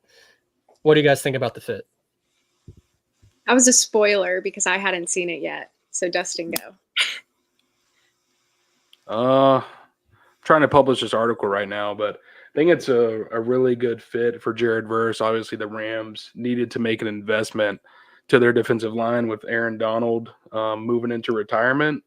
And, I mean, they're able to get Jared Verse at pick number 19. And, I mean, man, a dynamic edge rusher who's successful against the run and then elite against the pass. We saw it even this past season with teams double teaming and doing whatever they can to take Jared Verse out of the play. That he is relentless and he'll get to the football. It doesn't matter if he's got to push an offensive tackle through the quarterback. He's going to make the play. And man, I feel like this is a really good fit for him under Sean McVay and that franchise. And yeah, it's going to be fun to watch Jared Verse going out to the West Coast. Yeah, I'm so happy for him. I said something similar to him at Pro Day, just asking, what does this mean to you? Are you excited type of thing? Like, what's next? And he was like, I've always seen myself being successful. He was like, a lot of people say, like, what if I don't? And I've always said, what if I do? And so, same mindset. He'll be successful anywhere. I'm ecstatic for him. It's a fun fit. The Rams like themselves some FSU guys. They obviously took Cam Akers a couple years ago. They signed Keir Thomas in undrafted free agency a couple of years ago. They like their Noles, and not just the Rams, but the Chargers as well. For a little bit of a comparison, he'll be on the opposite side of Byron Young, who the Rams selected last year, a little bit later in the draft. We've also got Kobe Turner on the interior, but they desperately needed some pass rush, especially with Aaron Donald retiring. I thought it made the most sense throughout the entire process. If it wasn't going to be Atlanta or Chicago in the top 10, this seemed like the most natural fit. Even with him visiting Seattle, even with him visiting some of these other teams, I thought this made the most sense, and I'm glad I got it right. Not to toot my own horn, but definitely glad I got this right. It's going to be a lot of fun seeing him in Hollywood. And he's got the personality for it too. If there's anyone that can live in LA with that personality, it's definitely Jared Verse. That's a good point. He's definitely going to the right town, and man, a huge market for Jared Verse. And like you said, someone with that personality, that character. I think we're gonna be seeing him in some commercials in the near future. What do you think he's gonna do a commercial for? What's the first one? Oof. Oh man, that's a good question. Hard hitters from Emily. Yeah, you don't have to answer right away. The first one that came to mind is Geico, because obviously one of their top executives is a Florida State grad, and we've seen Florida State in those Geico commercials throughout college football season. Why not bring in Jared Verse? We got to keep the Powerade campaign going at this point. True. Yeah, he's already got that deal. He's got a couple other deals, but I think he'll be fine out there. Someone asked, so he didn't go to the draft? No, I didn't see where he was, Delu. Do you know where he was watching the draft from? I'm not sure, but yeah, he wasn't in attendance in Detroit. Which not everyone, I think he was probably invited, but you don't have to go. JJ McCarthy didn't go when he was projected at some points to be a top 5 pick. He ended up going 10th, but not everyone wants to go to the draft. Some people do. Some people would prefer to just watch with family. That's fine. I don't think it matters either way. It is also the first time they've had a first-round pick since I don't even remember. I think it's the Rams' first pick since I want to say like 2015 maybe with Jared Goff.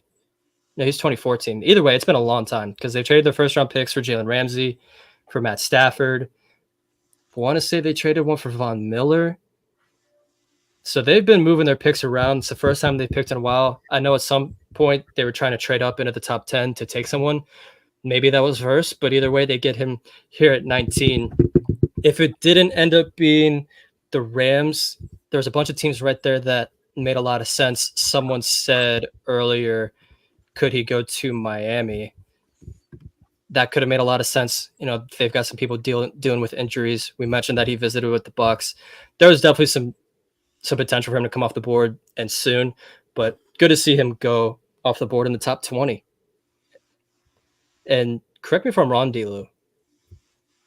Is this the first round pick for Florida State since Brian Burns? Well, I mean, we were talking about Jermaine Johnson earlier. Oh, yeah, Jermaine. I've completely forgot about Jermaine. Yes. Jermaine, a lot of pass. The second one. Yeah, second one since Burns. I don't know why I forgot Jermaine. It's already been a long night. It's almost it's 10:30. And we've still got 12 picks to go. Where do we leave off on these NFL guys? We talked about Jordan Travis. I think from there, it would probably go to Jaheim Bell. He's had a weird pre-draft process. There's one evaluator that said he's a fullback, which blew my mind. He's definitely a tight end / H-back. You put him in the backfield, he can have success there. You can put him in the slot, he can have success there. I know he had a pre-draft visit with Emily's Patriots, What do you think about his potential role in the NFL?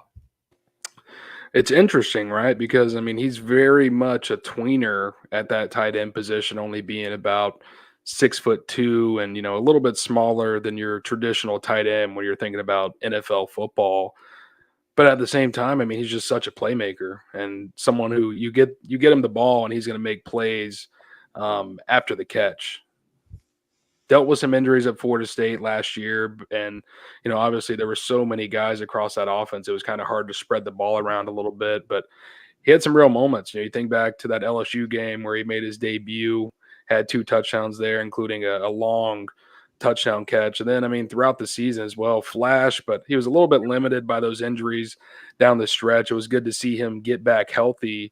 And then he was really at his best during the Senior Bowl. I felt like he was getting some real buzz whenever that was going on in Mobile. Had a pretty good combine performance, I thought. And then, yeah, I mean, really, it's his size that's going to hurt him, but you've got to put him in the right situations. I mean, the team that picks him has to understand that he's not going to be a traditional tight end. He's more of that receiving threat, and they've got to utilize him in the right situations for him to be successful at the NFL level. I don't have his measurements in front of me real quick. Sorry, Emily, but I think he only measured in at like 6'2", which is small for a tight end. A little bit over 6'2", I believe. Go ahead, Emma. Sorry. Well, no, you're good. I think size was a big issue, but as much as I'd love for him to be a Patriot and to have a Nole, I mean, I don't know if we really could utilize another tight end, with Hunter Henry and Hooper. It's like, I don't know. So, I guess maybe if they are planning on changing up his role a little bit, then maybe, but I don't know. I wondered the same things when I was going through these draft preview articles. You have Austin Hooper, you have Hunter Henry, but at the same time, New England loves themselves some tight ends. We do. This is a trend going back even before Rob Gronkowski, when Benjamin Watson was there. Mm-hmm. There's just something about the Patriots and their tight ends, and as we just mentioned, he's not your usual tight end. You could put him in the backfield and hand him the ball if you really have to. But his top end speed is just so unique for the position that I think it's a mistake to not play him on the outside at some point. I think that's the only visit he ended up taking was the Patriots. He talked to a bunch of teams at the Senior Bowl and the Combine, the Jets, the Seahawks, the Bucks, the Steelers, the Texans, the 49ers. Obviously, Logan's somewhere in the Tampa facility hoping it's either the Bucks or his Steelers whenever that point comes. But he's definitely got some interest, and I'm curious to see where he does land. I think I had him going to the 49ers just because selfishly I'd love to see how they use him over there. We've seen how they use Deebo Samuel. They've not been afraid to put tight ends at receiver or in the backfield. I think that'd be a lot of fun. I like it. That's an interesting thought to me. Obviously, Kyle Shanahan, a brilliant offensive mind. And like I was saying, when you're thinking about someone like Jaheim, you've got to use him a little bit differently than your traditional tight end. You've got to put him in the right situations if he's going to be an asset to your team. And someone like Shanahan who can think outside the box a little bit, I like that line of thinking, Austin. He's another guy that's slated to go in that 5th to 6th round range, it seems like, kind of like with Jordan Travis. Another guy that's likely going to go in that range is Fabian Lovett, defensive tackle, who started his career at Mississippi State like Jarian did. He's another guy. It's been quiet on his front. He had a private workout with the Chiefs, said at the Combine he talked with all 32 teams, but specifically mentioned the Broncos. But otherwise, there's been nothing on pre-draft visits from him. He's a one-dimensional player, run stopper, but he at the same time he's going to be scheme versatile, whether that's in the 3-4 or the 4-3. And I think for that point, someone in the 5th or 6th round is just going to go, hey, we know what he is, and we need someone that can stop the run. Why not take a guy like Lovett? I agree. I mean, you pretty much know what you're going to get from Fabian Lovett, and I think as long as his medicals, tested out well at the NFL Combine, nothing was uncovered there, then he's definitely a candidate to go in that 5th to 7th round range. And you look at what he was able to put on display at Florida State, just his strength, his tenacity, his ability to penetrate the interior. He's a really good one, and maybe overshadowed a little bit by Braden Fiske and Joshua Farmer this past season. But Fabian Lovett had a really solid career in Tallahassee. And I think some team is going to see that and invest in him. It's going to be interesting. You mentioned the medicals, and you could tell at the combine that he still wasn't quite 100%. He's kind of laboring around a little bit, and he's had some leg injuries. He's been kind of beat up these last couple of years. Hopefully those medicals did come back pretty clean for him, because he is a tree trunk on the inside. It is hard to move him off the block when he's attached. And, I'm wearing a Vikings jersey. We need some interior defensive linemen. If we could snag him in the 6th round, I'd be pretty pleased. These last 3 guys are all a little bit more up in the air on whether they'll get drafted or not. We'll start with Kalen DeLoach. Undersized linebacker, but man, is he athletic. Oh, is that it? Yeah, I was waiting for someone to pick up. Oh. I agree. And he's a playmaker. I mean, what he was able to do these past 2 seasons, another guy who developed into a really good player at Florida State, and particularly this past season with Keon DeLoach. I mean, just making plays all over the ball. That Clemson game had some big moments against LSU. The interception in the Florida game. I mean, he was really solid. The question is, can he fill that traditional linebacker role in the NFL? I'm not really sure. I liked your pre-draft profile, VZ, where you kind of talked about a potential move to safety for Kalen, and I could see it, with that athleticism, the physicality that he plays with. It's all going to depend on which team ultimately, ends up selecting him or, taking him as an undrafted free agent. But yeah, the size is the biggest concern, but the athleticism, the ability to come in there and I mean, knock a guy out, play with some physicality, and just like the mentality that he plays with, like that kind of overcomes some of the physical stuff that he's maybe missing. Yeah, and like Karen is saying, I think the fans just love him. You can tell that he puts his all into everything, and whatever team chooses him is going to get a very passionate football player. So I think he might be hard for us to analyze sometimes, because he's just one of the guys that I think fans all over have just really fallen in love with. So yeah, I hope the best for him. And it's not just him, it's his whole family. Papa DeLoach has made such a big impact on his fan base as well. But, Dustin, you and I were there for the Orange Bowl, and just seeing the emotion Kalen had coming off that field was about the only part I was glad I was there for, because you could tell he just loves Florida State so much. And, even made the point to correct a reporter saying, no, this is my 5th year at Florida State, not my 4th. He just loves Florida State so much. He's been such a great representative for this university, much like Jordan Travis was. And I hope he gets drafted. I think he measured in at 5'11" and 210 pounds at the combine, which is more safety size than it is with a linebacker. And like you mentioned, when I was talking in those draft previews, his athletic score kind of goes up a little bit at safety. And with him running, I believe it was a 4.49 40-yard dash. And with that size, maybe it makes more sense for him to be in the box safety, kind of a third linebacker, kind of a safety. Really just depends on the team that drafts him more than anything. But either way, he's going to have to make an impact on special teams. And for that reason, he might see himself in the 6th or 7th round. I mentioned earlier, he's a guy that we haven't seen take any visits, at least publicly. We've seen him talk with the Commanders and the Jags. But other than that, it's been really, really quiet for him. And I'm hoping he lands in a good spot for him. You're muted. I was saying one thing I do know, like Emily said, is Keon DeLoach really is a big fan favorite as he leaves Florida State. I mean, in the hearts of Seminole fans, especially for that Orange Bowl. One of the only starters not to opt out, decided to play in that game. And, I mean, even when it got into the 3rd quarter and, obviously Georgia was up by a considerable margin by that point of the game. Keon DeLoach, One way to put it.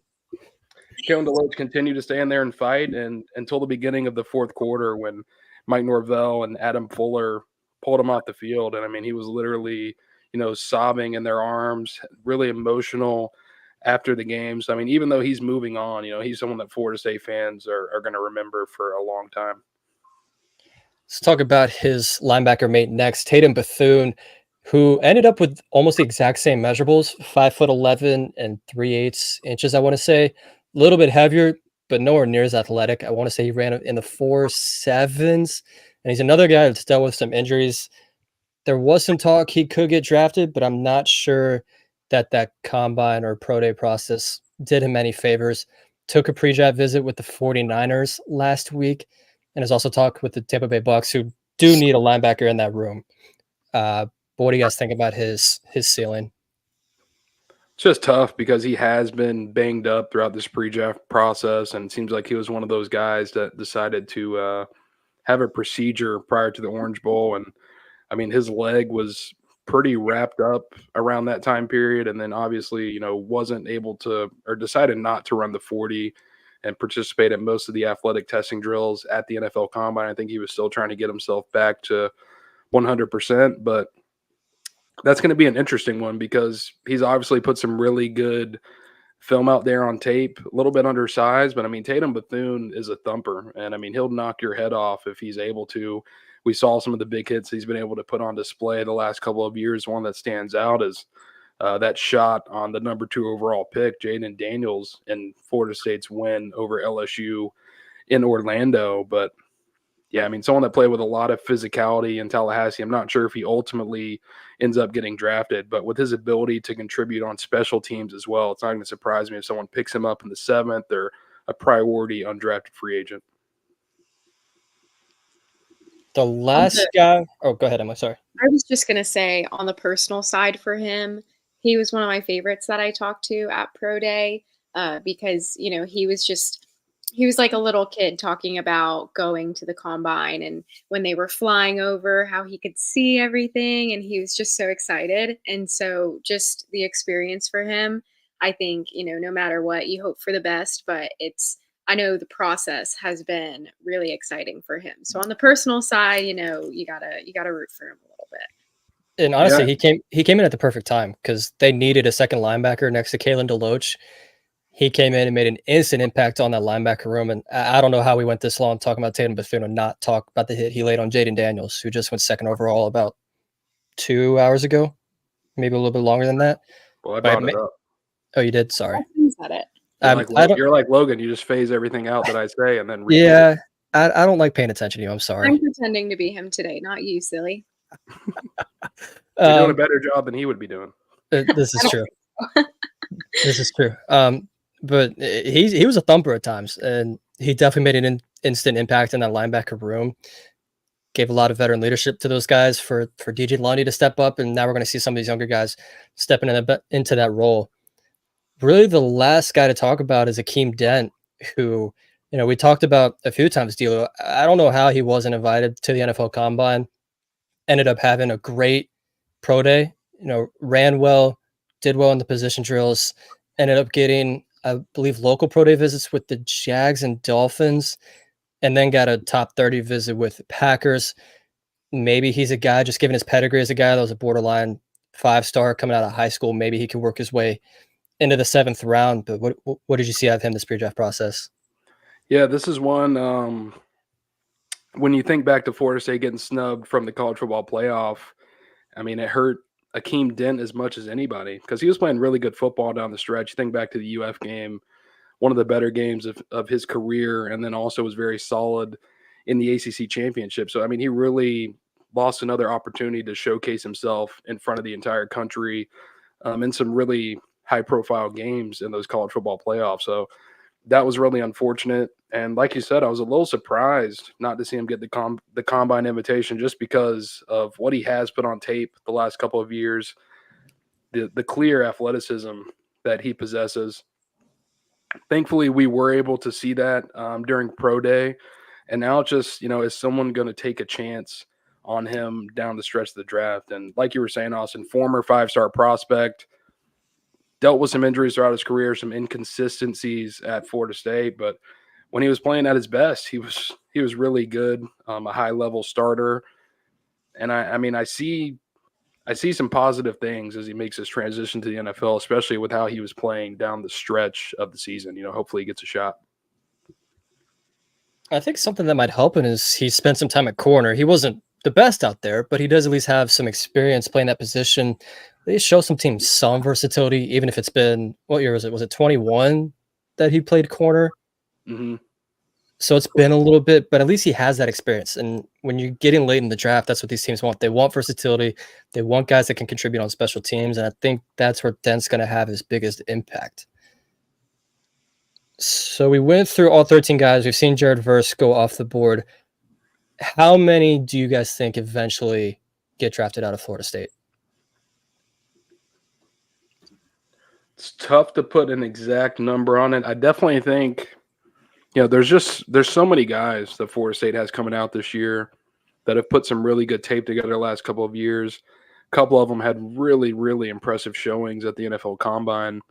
It really feels like we're in that 10 to 11 range this year, which, I mean, it would be a spectacular draft haul for Florida State.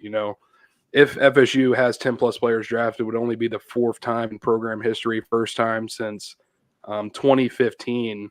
And, I think it's going to be something to watch these next couple of days. A lot to celebrate in Tallahassee coming.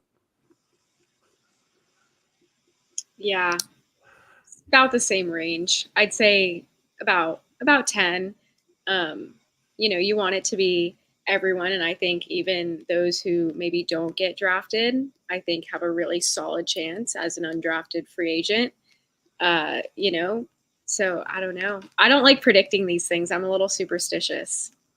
It's tough. It's tough for sure. But I would say the good thing, the guys that we're talking about that could potentially go undrafted, the Akeem Dents, the Kalen DeLoaches, the Tatum Bethunes, that focus on special teams that Mike Norvell has at Florida State is really going to pay off for these guys, because when you're looking at the back end of some of these rosters, these 53-man NFL rosters, your ability to impact the game in multiple phases is something that teams covet. And you can add Jaheim Bell to the mix as well. But, with Mike Norvell playing these starters on multiple special teams units, I think it's only going to benefit them as they make these transitions, because they understand that their way to get on the field on defense or on offense is to first lock down a role on special teams. And a lot of these guys have already earned that focus in Tallahassee the last couple of years. Absolutely. I think I ended up going with 11 guys drafted. If you go through all my preview articles, I think I've come back down to 10. With Deloach and Bethune, they're just so small for the linebacker position in the NFL. It's going to be tough to really see them get drafted. But as I saw with my Vikings last year, they saw Ivan Pace Jr., who many people had a 4th-round grade on, undersized linebacker, really productive, ended up going undrafted, was starting by the 3rd week of this season. It made such a big impact. It wouldn't surprise me at all if one of these guys has that same kind of impact. And also on that same page, you kind of mentioned Florida State's draft history recently. They've had only 9 players selected since 2018 in the last 5 years. So for them to potentially have more in this one draft in the last 5 years is such a big benefit for this program. It's huge for recruiting and Coach Norvell as they're out on the trail. It's going to be a big weekend for Florida State, and hopefully they make the most of it. It's massive, and I mean, it's something worth celebrating. Shows the progress and where this program is headed under Mike Norvell. I agree 100%. It's just that little bit of poetic justice that we got after the combine, just knowing, we knew that we had an extremely talented team in 2023, and you got that poetic justice in the combine. No matter what happens tonight, you just know. We know. Is there anything else you want to talk about from the NFL draft before I spend the NFL draft talking about basketball?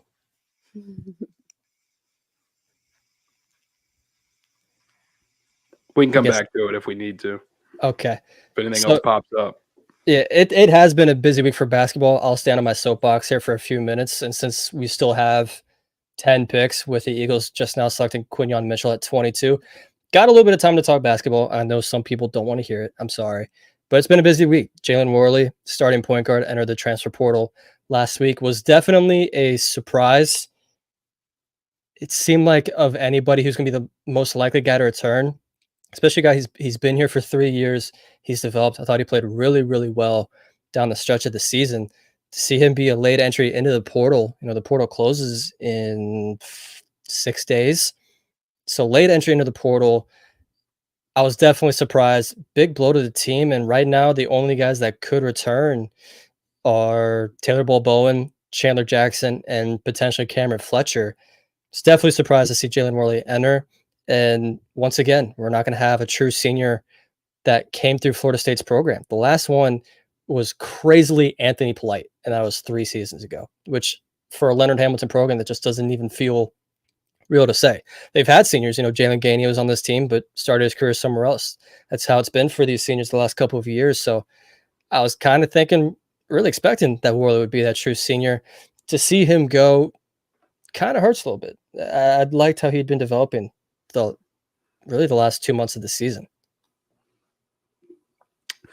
It's it's disappointing for sure. And honestly, what's crazier to me is it's been 3 years since Anthony Polite. Yeah. It's the 2021-22 season, right? Yeah. So yeah, it's been a little bit. It's been a minute, but yeah, losing Jalen Worley, especially with the other transfer portal losses that we've seen from Florida State the last couple of weeks, not ideal.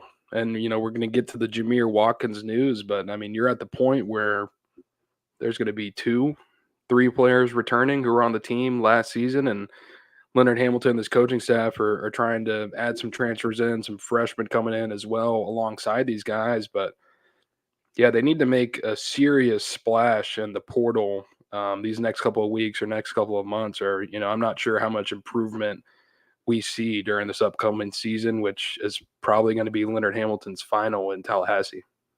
It's the 6th guy to enter the portal for Florida State scholarship-wise. We've seen a couple walk-ons leave, but Worley's joining, Primo Spears, Tom House, Deontay Green, trying to do this all at the top of my head, and I'm already messing up. Baba Miller. So it's a long list of guys, and Florida State's been a little slower to adjust so far. And speaking of those hits, you just mentioned it. Jameer Watkins declared for the NBA draft about this time yesterday, if not a little bit earlier. About 24 hours. It sucks. He was so much fun to watch this year. I expected he was going to be a good fit coming into the team.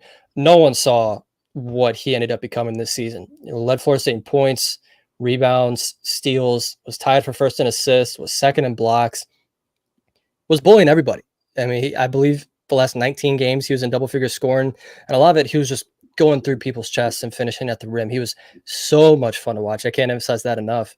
But as I said, on this podcast and on other podcasts, it's a very, very weak draft class, arguably the weakest of the millennium, really since 2000. Why not enter your name in the draft and see if you can, maybe even squeeze into the late first round? He's got the athletic profile. He's got the defensive versatility. And I think there's enough belief in his jump shot to get to that NBA level, and he could stick there for a long time. Shot 80% from the free throw line, so that belief that he can improve his three-point shot is absolutely there. Sucks to see him go, but I'm glad we got to watch him for a year. Yeah, and you really started to see that consistency with his jumper come together as the season went on. And, his ability as an isolation scorer, that's something I've referenced in the past that I'm very impressed with. I think he's going to transition well to the NBA in that facet. And then his ability as a defender. I mean, a guy who can guard multiple positions, pick up the ball, guard in the post. I mean, he can kind of do it all. Was obviously the star for the Seminole team this past season. Was hoping to retain him in Tallahassee for another year. But like you said, I mean, this is his shot to go make a run at the NBA, coming off a breakout season at FSU, weaker draft class. And, hopefully he can hear his name called with a strong pre-draft process. It's one of those that even if he came back to Florida State and shot, let's just be optimistic and say 40% from 3, it's looking like next year is going to be a much stronger draft class, and there'd be no guarantee that he'd improve his stock at all. Kind of like what we saw with Jared Verse tonight. He could have been a top 10 pick last year, kind of took a chance, ended up going 19th. It's still a first round pick. I'm sure he's not complaining, especially that they had a chance to win it all and were snubbed. But we've seen this play out on both sides. Might as well go ahead and take advantage of it now and see if you can stick on a team. It makes all the sense in the world, as much as it pains me to only see him in Tallahassee for a season. After that, go ahead. Sorry. I was just going to say, selfishly, wanted him back for another year, to see him continue making those improvements. Because after this breakout season, like you said, maybe there's not a lot more that he could do on the NBA radar. But as far as coming back to Florida State and leading this team for another year, it was probably FSU's best chance at making a run at the NCAA tournament. And without him, I mean, they've got they've got a lot of questions to answer on this roster leading up to the 2024-2025 campaign. But at least in Jameer's case, I mean, now's the time for him to go and get that bag. Well, we've seen them add to that roster a little bit this last week. They finally got their first transfer of the offseason in Hampton's Jerry Dane. For about 2 days there, I was concerned that Mike Norvell was going to get a transfer in the spring cycle before basketball did. And basketball's transfer portal has been open for a month, and football's just opened. But they came through. They got Jerry Dane, 6'9" forward who shot 39% from three as a freshman. Great length, great versatility. He's got to get better defensively, but if anyone can get that out of him, it's Leonard Hamilton. We mentioned this from the jump. I think he was the first player we mentioned when we talked about guys that Florida State was contacting, saying, "Hey, I'd love if Florida State got this guy." They went out and got him. It was looking a little iffy there for a second. He visited New Mexico, sounded like he was trending there for a little bit. Ends up choosing Florida State, becomes their first transfer. I think it's a great fit. Yeah, I'm trying to find this quote from Leonard Hamilton, but he said, "Jerry is a player we began to look at early in the transfer portal process because he can help our basketball team. His scoring ability is what first attracted us, but as we began to learn more about him, he is very athletic, and his length forced us to take a much closer look at him. He has good length as a defender, has a shooter's touch, and can get out on shooters on defense, which are all things we ask our players to do for us on every possession. Jerry is going to fit in very well at Florida State. And it kind of feels like he's that prototypical Leonard Hamilton big man, but at the same time, this is someone who can stretch that 3-point line and really, make defenses have to play him honest for being a 6'9" big man. So to see him and Taylor Bowen kind of play off one another, I think it could be an exciting addition for Florida State. And I think he's a more, this sounds crazy to say, I think he's going to be a more natural fit than Baba Miller was, who, when he committed, we were like, oh man, 6'11" forward that can push the ball, put on the floor, shoot. But the shot never really developed while at Florida State. There seemed to be a little bit of disconnect in how he wanted to be used and how Florida State wanted to use him. I just think this makes much more sense on paper. We'll see once he gets on the court, but someone finally told Leonard Hamilton, "Hey, your tall, lengthy guys are allowed to shoot." And man, can he really shoot it? He's got such an impressive shooting stroke. He's a lot stronger than you'd expect for a freshman. But I'm really looking forward to seeing how he plays for Florida State this season.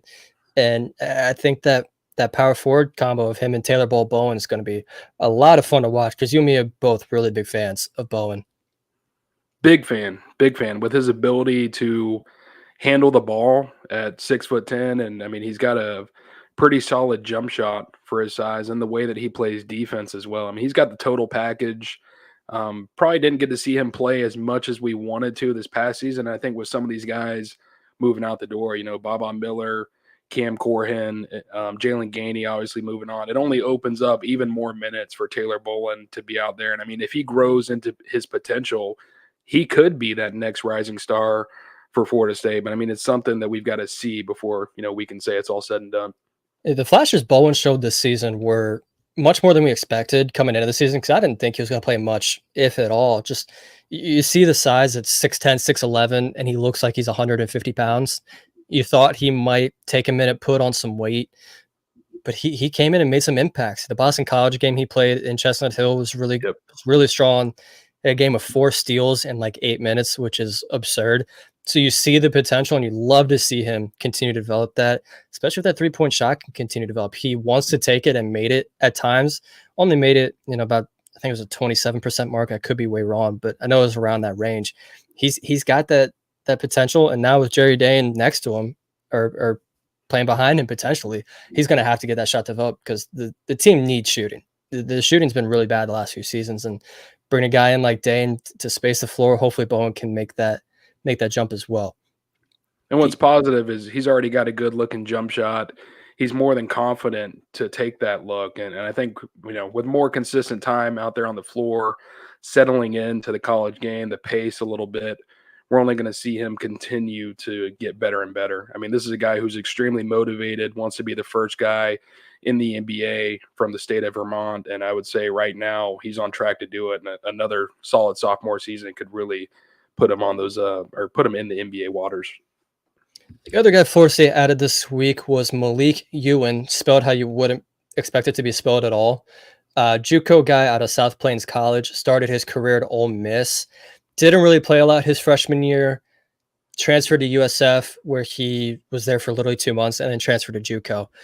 He dominated in JUCO, 15 points per game, 9 rebounds per game, shot 62% from the floor, almost 3 blocks per game. But he also has almost 3 assists per game. He's a very willing passer, sometimes a little too willing because he has a lot of turnovers as well, almost 100 turnovers in 30-ish games. But at least he's willing to pass. He's a strong finisher around the rim. And I didn't know this, but he actually played AAU basketball with Jalen Deloach, brother of Florida State linebacker Kalen. Played high school ball right down the street from Jerry Dane, who's from the Atlanta area. So bringing in some guys with connections. Florida State needed a center. He's going to play center for Florida State at 6'10".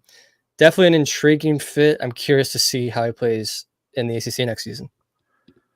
It's going to be interesting. I mean, he's had a couple of stops, but it seemed like he really found his footing this past season in junior college, developing into the top prospect there. And, we'll see now as he gets to Florida State, can he grow under that tutelage of Leonard Hamilton and Stan Jones? But, I mean, you add him in alongside these other two guys, and, it seems like Florida State shaping up with a decent big man rotation.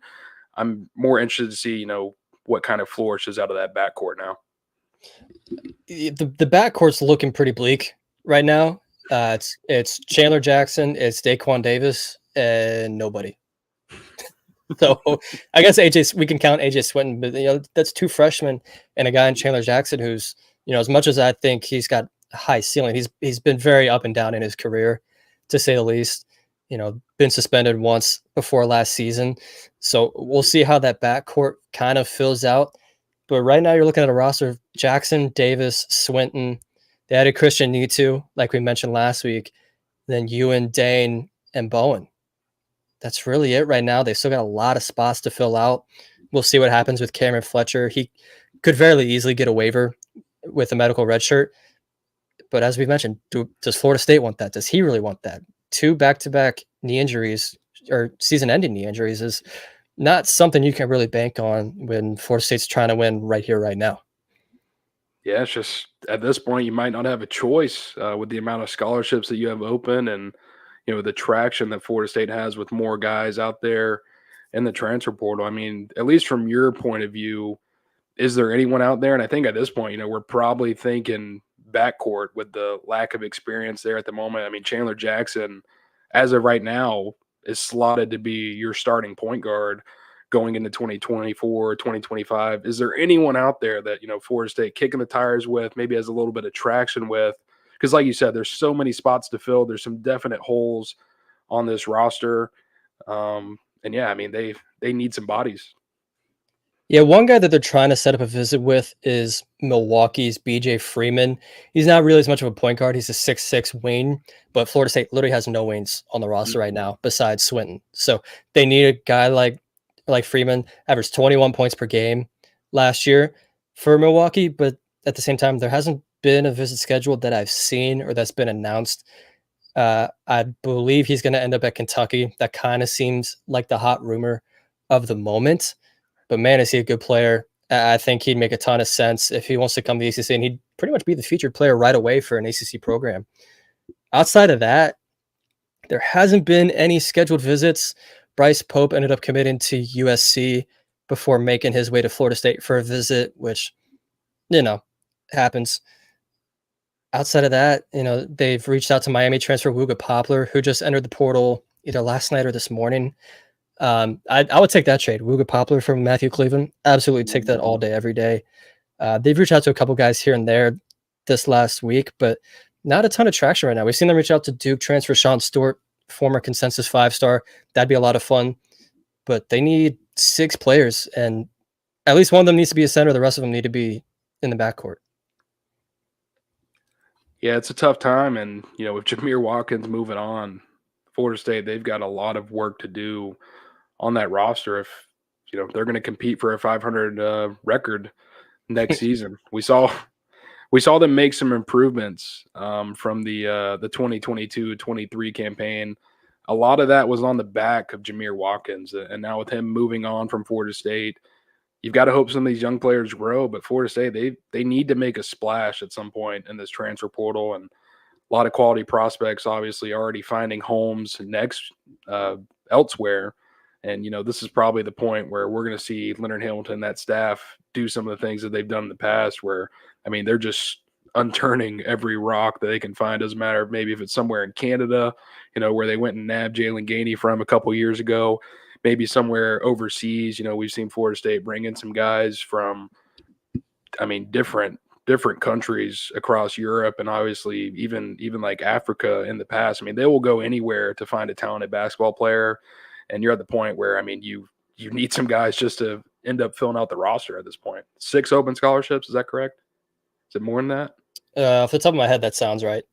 Yeah, I believe it's 6. And like I said, most of those have to be in the backcourt. You have some positional versatility in the front court with Bowen's length at 6'10", 6'11", where, I'd love to see him using small ball 5 lineups like they've used with Bob Miller last year. And even going back to when I was there, like with Jonathan Isaac, I think he has that length, has that versatility, has that speed to where he can keep up with some of those big men. You don't want him playing the Armando Baycots of the world, but against those smaller teams, I think he'd really thrive there. Speaking of people finding homes, we'll just touch on these real quick. Deontay Green ended up committing to USF a couple of days ago. He only visited there in Boston College, ends up becoming Abdul Rahim's really successor at the center. They had a lot of success with Keyshawn Pryor there. Torched Florida State, by the way. He had a great game against Florida State. And Deontay Green kind of plays a similar role. He can play inside out, get after it on the glass. I think he makes more sense at that level. I was surprised to see him stick in the American Conference. I thought he might drop down a little bit further to some of these mid-majors, but I think USF's a great spot. I think Abdur Rahim's a great coach, someone I wouldn't mind being Florida State's coach down the road whenever they move on from Coach Hamilton. Mm-hmm. Makes a ton of sense. I'm glad Deontay Green found a good landing spot. A couple other guys real quick. Walk-on Sola Adebisi to the Citadel, which is a military academy in Charleston, South Carolina. The coaches and people I've talked to really love Adebisi. Really athletic guy for a walk-on, and saw some real minutes for Florida State. But outside of that, I won't touch on him too much. And then Jeremiah Bembry, who was on Florida State as a freshman in 22-23, transferred to West Virginia last year, and he's back in the portal. And with that, 2 hours in, I've reached the end of my document, and we're at pick 25 in the NFL draft. Well, actually, if you're on social media, pick 25 is over, and we are on to pick 26. Well, yeah, they just made the selection. The Lions just took Terry and Arnold. For those that are wondering where we are, they traded with the Dallas Cowboys to come up and take him. Out of content. So this is fun with 7 picks remaining. Emily, did you want to talk about some baseball since they've been having some success recently? Yeah, I definitely can.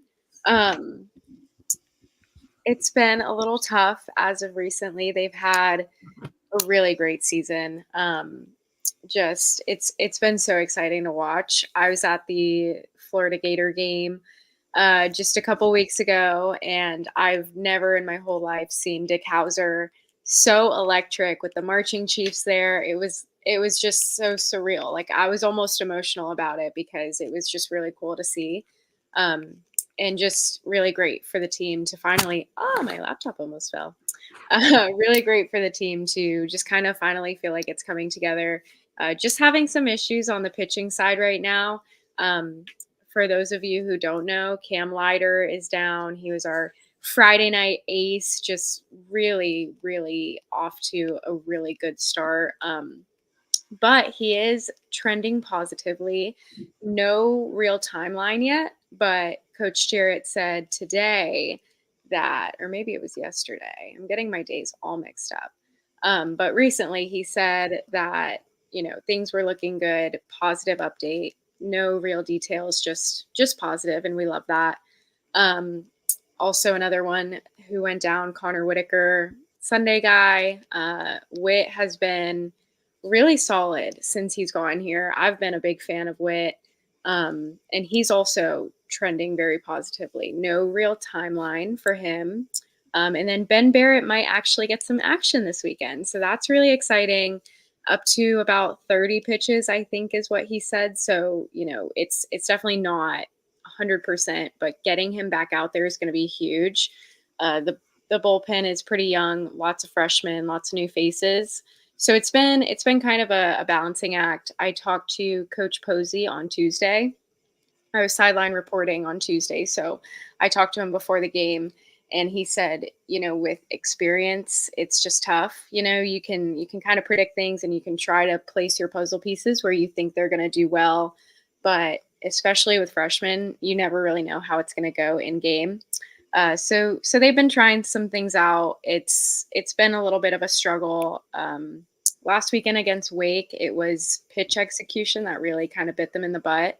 So, they try and move the pieces and have those pitching and batting matchups. They try to put it in the position, but if the pitch execution isn't there, then there's not really a whole lot you can do. So just hoping that they took that Wake Forest experience and they can learn a lot from it and turn around really quickly. They're at Duke this weekend, which is arguably going to be a little bit tougher than Wake. Believe they're ranked number 9 right now. Duke is, but I mean, Wake is still going to be like an Omaha caliber team potentially. So you never really know with that. But Duke is really good too. They have, I think it's their Friday guy. His name's Jonathan Santucci, and he's nuts. I was up in Harwich a couple summers ago at the Cape Cod League, and he was one of our pitchers, and he's really good. So it should be a fun matchup on Friday tomorrow night between him and Jamie Arnold. Jamie Arnold's been really good for us too. So it's been good. The pitching is just, taking some work once we got our guys back, hoping that they're 100%, once they're all back, then hopefully things will get a little bit more positive. But the bats are nuts. They are on fire. There's just, yeah, they're crazy. James Tibbs, baller. He's going to be a first round pick. Don't want to see him go at all, but I had an interview with him on Tuesday, and it's like Jordan Travis. It's the people. Like, oh my gosh, you just want the best for him. So love that. Yeah, the bats have been on fire. No matter what happens with the pitching, you can really rely on the bats. So it's been fun. I am a big baseball fan, and it's been a few years since I've been able to really get excited and go to all the games, and to be a little part of it. It's just really fun for me. And to plug a little bit of your work, you just interviewed pitcher Andrew Armstrong on did. Tribe Check a couple of days ago. I'm sure that was a lot of fun for you. It was. If you guys haven't checked it out and you love baseball like I do, definitely check it out. Army has been one of my favorites since he got to Florida State. He came in 2020, so he's on it. He's in his last year now. And he's gotten more responsibility throughout the years. He's definitely one of the more reliable guys in the bullpen now. He can start.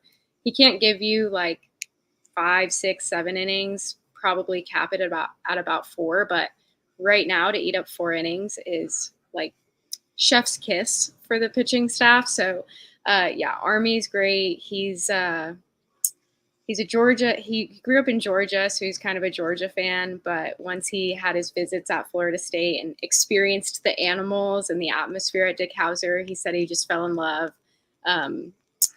And yeah, he's great. Definitely check out that interview. He's one of my faves. And as our guy Terrell just mentioned here in the YouTube comments, Florida State just run ruled the Gators, 12 runs coming in the 5th inning. I've only got one Gator rant in me per year. I met my quota at the football game last year. I don't know if Dustin ended up ever listening to that for the best. But what was that environment like for the girls getting that win? I was not there, unfortunately. I work full time, and I'm kind of a grandma. Like, it's past my bedtime right now. But Right.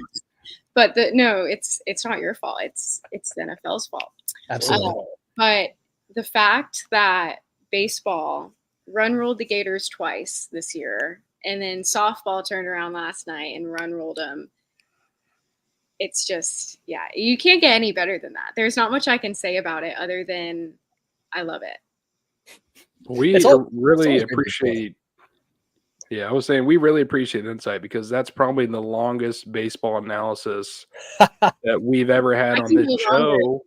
show in about 7 years, 6.5 years. So Yeah, I can go longer if you want. I can answer some questions. It's tough for me sometimes to figure out which I love more, football or baseball. I really do love baseball.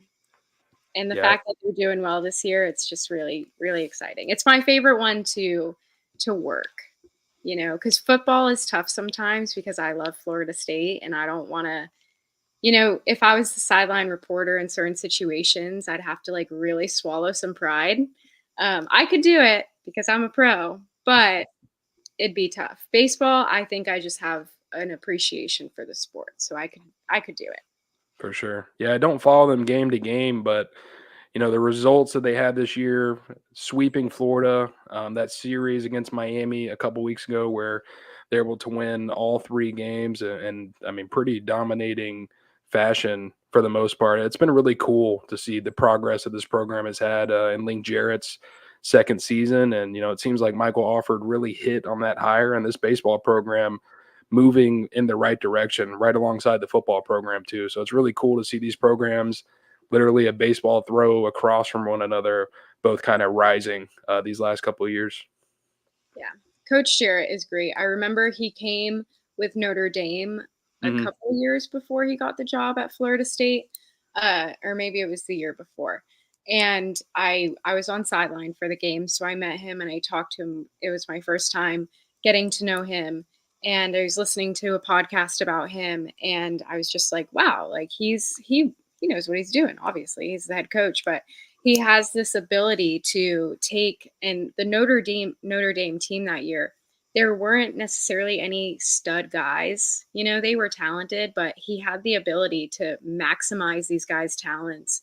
That it's he didn't have a James Tibbs on in the lineup, but now he does. He has James Tibbs, Marco Dinges is really stepping up. I mean, 1 through 9, I could go all night long, but uh, yeah, they're all so great. It just makes me so happy. Yeah, and they got off to that crazy start. I know maybe it's been a little bit more up and down as of late, but I mean, there's just so many games in baseball. You're going to have those highs and lows, but this team, it feels like they're positioned to potentially make a run whenever the College World Series rolls around in a couple weeks. Yeah, maybe. It's kind of like I said. That's what I said on my podcast episode with Army. Is baseball is a long season, and you kind of go through hills and valleys, and it's just something you have to remind yourself. So it's tough. I think when you talk about postseason, even if you have all of your pitching back, it's tough for them to play away. Going back to earlier in the season, we played Clemson and we got swept. Uh, and we had all of our pitchers. They were all healthy, and it's like you have to finish the game. And they've really been struggling with the end of games away. So when you look at a postseason situation, if they're able to host, yeah, heck yeah, like who knows how far they can go. But if they are going to be playing away, then I don't know. There's so many questions right now with the pitching situation, and it looks like everything is positive and trending in the right direction, but I don't know. You got to finish a ball game. So we do have a question here in the comments, and for people that are watching, please ask us questions. It can be about anything: football, basketball, baseball, and softball. For Emily, personal stuff, whatever. We got time to spare, as the Bucks just put in pick 26, so we still have a few picks to go. But Zeno here on YouTube says Issa and Jasoni have had the biggest impact for freshmen I've seen. Pitching has been pretty shaken. How far do you see Team 41 going? Well, to you, I say listen to my episode with Kaylee Mudge. It's There from you a go. couple of weeks ago, and she talks a little bit about it. Uh, the pitching situation, I guess, for both diamond sports has been a little bit of an issue. But if you think back to the past years too, with softball, it's been pitching by committee. And even when Kat Sandercock was, with the team and just kind of that reliable arm, you have, it was still a group effort, and you see that more so this year because you don't have Kat Sandercock obviously anymore. But you do have a lot of different arms that can come in. And I think as of late, they're trending upward. I think it's kind of like that hills and valleys thing where it's a longer season and they might be trending upward at a better time. So you never know. I mean, I hope for the best for them. I think obviously, yeah, those two freshmen are absolutely insane. I talked to Kaylee about them because I was like, "Are you sure they're freshmen? Because they look pretty mature out there." And it's been fun to watch both of them, honestly. And as of late, yeah, I do think softball is trending upward at the right time. It seems like they've gotten some good wins the last few weeks. I'm not able to keep up with it as much as I would prefer, as we've been busy on the Sports Illustrated side of things. We'll announce some news as Logan announced last week. We'll have some news soon, but it's been busy for us and even for Dustin right now as the Bucks just selected Graham Barton, probably the least likely, or yeah, the person he'd least like because it's an offensive lineman. Yeah, we can do absolutely nothing with it, so I really appreciate it. You know, I was hoping we get an edge rusher or something, make it a little interesting, but an offensive lineman, there's not really a ton of content you can do with that. I hope Graham Barton's really good for the Buccaneers because he's not going to be good for our clicks tonight. Wow, poor Graham Barton. Ian Rappaport did say there's a bunch of teams trying to trade in these late 20s and even early 30s. Doesn't say for which teams. Maybe we see some Keon Coleman or Braden Fiske news here at some point as the Cardinals pick is in for pick 27. It's definitely gotten interesting these last few picks. There's been some trades. As we mentioned, Dallas trading back from 24. Just catching up with this draft a little bit. Terran Arnold went to the Lions. Tallahassee native. Wish he went to Florida State. I know he talked about at one point in the pre-draft process that if Norvell had been the coach, he probably would have ended up at Florida State, which definitely hurts to see. But I'm glad he's got a good landing spot in Detroit, as much as I don't want to see him do well in Detroit. No offense. I'm pretty sure Norvell was the coach. Was he? I forget what his exact quote was. Maybe it was more of if the environment was there. He did. He definitely said something about it because I remember it happened after like the snub or whatever. He said like he was playing for Florida State or something. But yeah, he was actually a 2021 prospect. So I mean, Norvell was around back then. I remember. Terrion Arnold, he was a pretty big prospect for Florida State at the time. Obviously, like you said, Austin, local guy from Tallahassee, started his high school career actually at my alma mater, Florida High, and then moved like 100 yards away to JP2, which is a stone's throw away from Florida High. Finished out his prep career there, but Florida State had him on campus a couple of times. I remember I had interviewed him at one point. He came up to campus to watch the Super Bowl with the team and, was hanging out with a bunch of guys around the team. Florida State was making a big play there. And then, the 2021 season happened. FSU had the 0-4 start. There were some struggles there. It wasn't clear at the time, was Mike Norvell going to be the future coach for Florida State? How long was he going to be around in Tallahassee? Those questions simply hadn't been answered yet. Terrion Arnold decided to go with the sure thing in Alabama, the proven pedigree of the Crimson Tide and Nick Saban, who have produced countless first-round defensive backs, countless championships, over his tenure in Tuscaloosa. And, Arnold, he went in there and, I mean, he did the thing.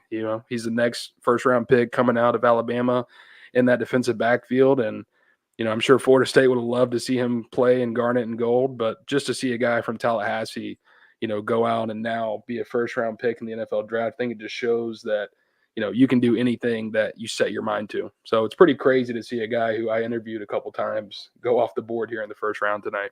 Yes, I've got the exact quote here. He went on the Paul Feinbaum show right after the college football playoff was announced and said, even them not being able to get in, talking about Florida State, I'm going to go out there and play for them, for my guys, play for Alabama Nation, but even play for them too. And then went on to say, it's crazy because when Coach Taggart was let go, Norvell, when he got the job, I remember his recruiting pitch was, I haven't even gotten the job 24 hours, and you're the first player I came to see. Looking back at it, everything he's accomplished, and that they always say you can only connect the dots going backward, but looking back at it now, I probably would have went there. Which So, is insane. yeah, imagine a Florida State backfield that would have had, or Florida State secondary that could have had Terry Arnold, Bernardo Green, AZ Thomas. At that point, they probably would have gotten Fentrell Cypress if you have Terry and Arnold in, but you Yeah. still have Jarian Jones playing in the slot. Would have been a lot of fun, to say the least. And you've still got Shaheem and Akeem back there at safety. And, you're thinking of Terron Arnold that spent his whole career for. So you think back to 2022 when you would have had all of those guys as well, along with Jamie Robinson. Oh, yeah. So some crazy defensive backfield potential there for Florida State. And yeah, I mean, that's one of the early fishes that got away from Florida State and Mike Norvell while they were building up that foundation. But obviously the recruiting has stabilized these past couple of years, and they've been able to more than supplement it with what they pulled out of the transfer portal. And correct me if I'm wrong, I believe he started his career at safety at Alabama. So you could have had a safety tandem of Arnold and Jamie Robinson before he transferred down to corner. Could have been pretty scary in that secondary for some other teams. Yeah, that would have been something for sure. Which, as we speak right now, the Chiefs have traded up to 28. I'm guessing for either a tackle or a receiver, but this is one of the spots that has been mentioned with Keon Coleman, even if he didn't take a visit there, especially with the Rashee Rice news they've got going on. This would make sense. They could use Keon as a big slot. I don't know if you've already got the pick info in, but potential landing spot. I do have the pick info in. It is a wide receiver. It is Wrong not the back. wide receiver you just named. I kind of had a feeling. It's someone who's really fast, though. Really fast. It doesn't surprise me whatsoever that they're going to end up taking him with 4 picks left in the first round. I'm surprised that they traded with the Bills, who also really need receiver, considering Gabe Davis left, just traded away Stephon Diggs to Houston. Interesting they didn't go with the receiver there. Another question for Emily: when can we expect Area 51 back? Oh man, I don't know. I wish I did. I wish I had the timelines like that. They don't tell us that stuff, unfortunately, but hopefully soon. I'd say maybe have her pinch hit a little bit before actually having her catch. I don't know. But yeah, she was, like Terrell was saying, yeah, she looks like she could be coming back pretty soon. I feel your pain on not getting injury news because it's the same way covering basketball where we just don't get anything. Yeah. And so we're either at the game or the broadcast tells us in the game. It's that same kind of relation where, sometimes some news would be nice. Just throw a bone to us every so often. Yeah. We'd appreciate it. But sometimes it's fun. It's like a gamble, You're like, oh, she's in the lineup. Let's go. It's not fun on the basketball side because there'll be some times where someone's just not in the starting lineup and everyone's going, "Hey, why is he not playing?" I'm like, "Well, I don't know. They haven't told me anything." Well, not in the lineup. That's not fun. But if you see them, you're like, yes. True. And it's no different for football either. I mean, you had however many guys go down the spring showcase. We're not going to hear anything official from those guys from the program. We're just going to have to wait and see if they're out there for the preseason. And I mean, same thing with the guys that were ruled out for spring practice and things like that. The injury updates, they're tough to come by. Florida State, they run their program how they want to run it, and there's other programs that do give those injury updates, but that's just something that Florida State's decided to keep more private in nature, which obviously makes our jobs a little bit tougher, and that's what's so quote unquote fun about it. We saw it going into the season where LSU started doing the weekly injury reports that they'd give to the media every week, and with the college game becoming more professional, we've seen the 2-minute warning implemented, the headsets and the helmets. We've seen those implemented this offseason. Maybe we start seeing these injury reports come out every week, and I'm sure Coach Norvell would absolutely hate it because it seems like that's his least favorite thing to do is give injury updates. Well, if they did get to that point where we're requiring college teams to provide injury reports, which I don't think is ever going to happen, man, can you imagine? I think Norvell he'd either put no one on the report or he'd put everyone on the report and just make it as tough as possible. Like who's actually injured, who's fine, who's going to play. We just don't know. Florida State, they like to play it close to the vest. Sometimes we learn a couple hours before games. Maybe if it's something where a guy's knocked out for multiple weeks or obviously for the season, that's when Florida State will speak up. But yeah, for the most part, we're just kind of operating blind faith. And, we see some stuff out there at practice that we just simply cannot say if we want to keep our credentials and keep being allowed to go out there and operate how we do. So yeah, we just got to stick with the confines, even when it's pretty tough at times. I'm not in any way jealous that you have to keep all these things close to the vest, because sometimes we'll get a message in the Discord where you say, "Hey, so and so just went down, but don't tell anyone." It's like you have to say something to say don't something. Even say that I'm sending you those messages. No, I'm just saying, like you're telling me and Logan, say, "Hey, don't talk about such and such player." Yeah, don't even say that. Fine, whatever. Delete it, Logan, when you get to this in the podcast. Hopefully Derek or someone's not watching 2 hours and 20 minutes in this podcast, but we'll see. But it's like even then, that has to be tough to play close to the vest. It's really tough because, I mean, obviously, it's football, it's physical, and when you have 15 practices and 13 out of the 15 are in full pads, guys are going to get banged up. I mean, it's football. You got to go out there and hit someone, and eventually that's going to lead to an injury. But if it's something that's day by day, or a guy's going to be back after a couple of practices, it's just not something that Florida State's going to really want to talk about. So with 4 picks left in this first round, I don't know if the Cowboys pick is in from what you've seen yet, Dustin. But we've got the Cowboys at 29, the Ravens at 30, the 49ers at 31, and the Bills at 32 before we end this first round. I think Keon going to the Bills at 32 would make the most sense as we stand right now. Would you guys disagree? Like you said, Bills need a receiver. We've had a bunch of receivers come off so far in the first round. Another one about to be selected right here by the Kansas City Chiefs. I mean, it's possible. We're at that point where enough receivers have went off the board where Keon Coleman definitely in consideration. And you look at that number 30 to Baltimore. I'm not sure who's available as far as defensive linemen still at this moment. I need to check that out. But some of those mock drafts I saw, Braden Fiske was sneaking in there at number 30 to Baltimore. So maybe keep an eye on that one. I've seen a lot of fans talk about it too. I think Keon would be fun to the Bills. I have a soft spot in my heart for the Bills, even though we're in the same division. But how? Because yeah. I have a friend from high school that used to be a Bill. I feel like they're just one of those franchises that it's hard to hate because they haven't won anything. It's kind of like the Vikings. Like they've been successful for the most part, but they haven't won anything. So it's hard to hate them. So I can understand that. They definitely do need receiver though. Mm-hmm. Yeah, they have 2 big holes.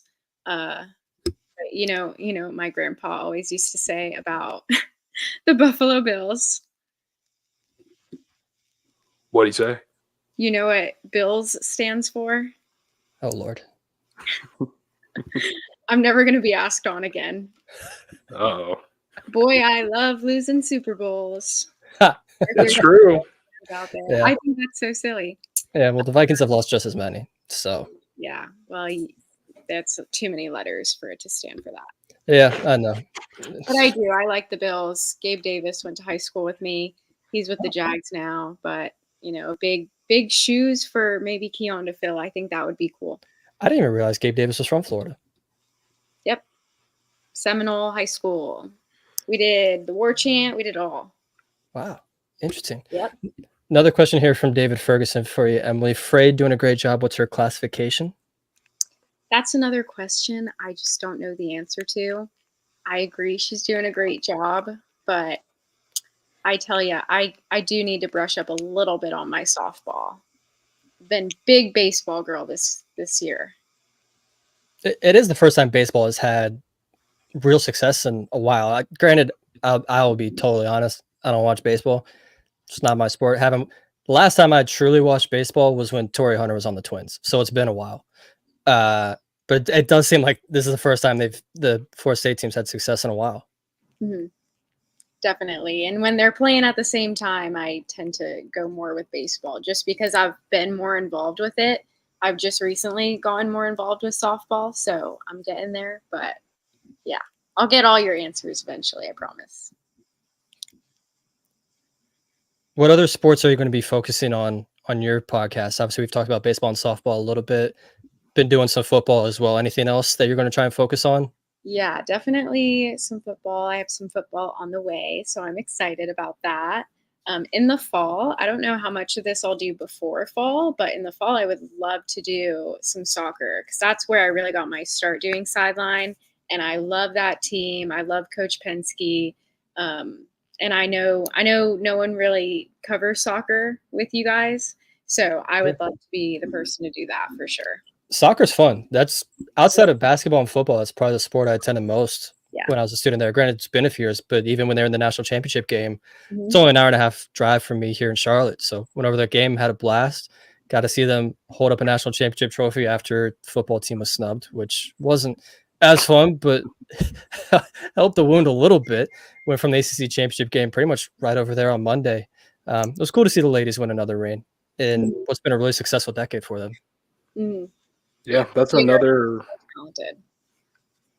I was just gonna say that's another program that's been doing some really good things for Florida State. You know, more than the last 10 years, I would say, but especially lately, you know, they made that coaching change, and there was some question if they'd be able to keep that same standard. And of course, they go out this past season and win a national championship. And I believe the season before that, they were in the Final Four. So I mean, some really impressive runs as of late. And I think you look at all these sports. Obviously, football's on the rise, baseball's making its way back, soccer's in a really good position, softball's in a good position, women's basketball's in a pretty good position. Hopefully, the men can pick it up this next couple of years. But yeah, you look at Florida State athletics as a whole, it's really strong at the moment from top to bottom. I know most of the eyes are going to be on football, and, you know, obviously that's what we focus on the most on this show, but the whole community really having some really good success the last couple of years. And as they just mentioned right here, men's tennis just won the ACC, I believe, a couple days ago. Mhm. Believe someone from the women's golf team won the Yeah. women's amateur event Yeah. at the Masters. So a lot of success everywhere in Florida State, except for men's basketball. So let me just Tough times cry. for you. Listen, man.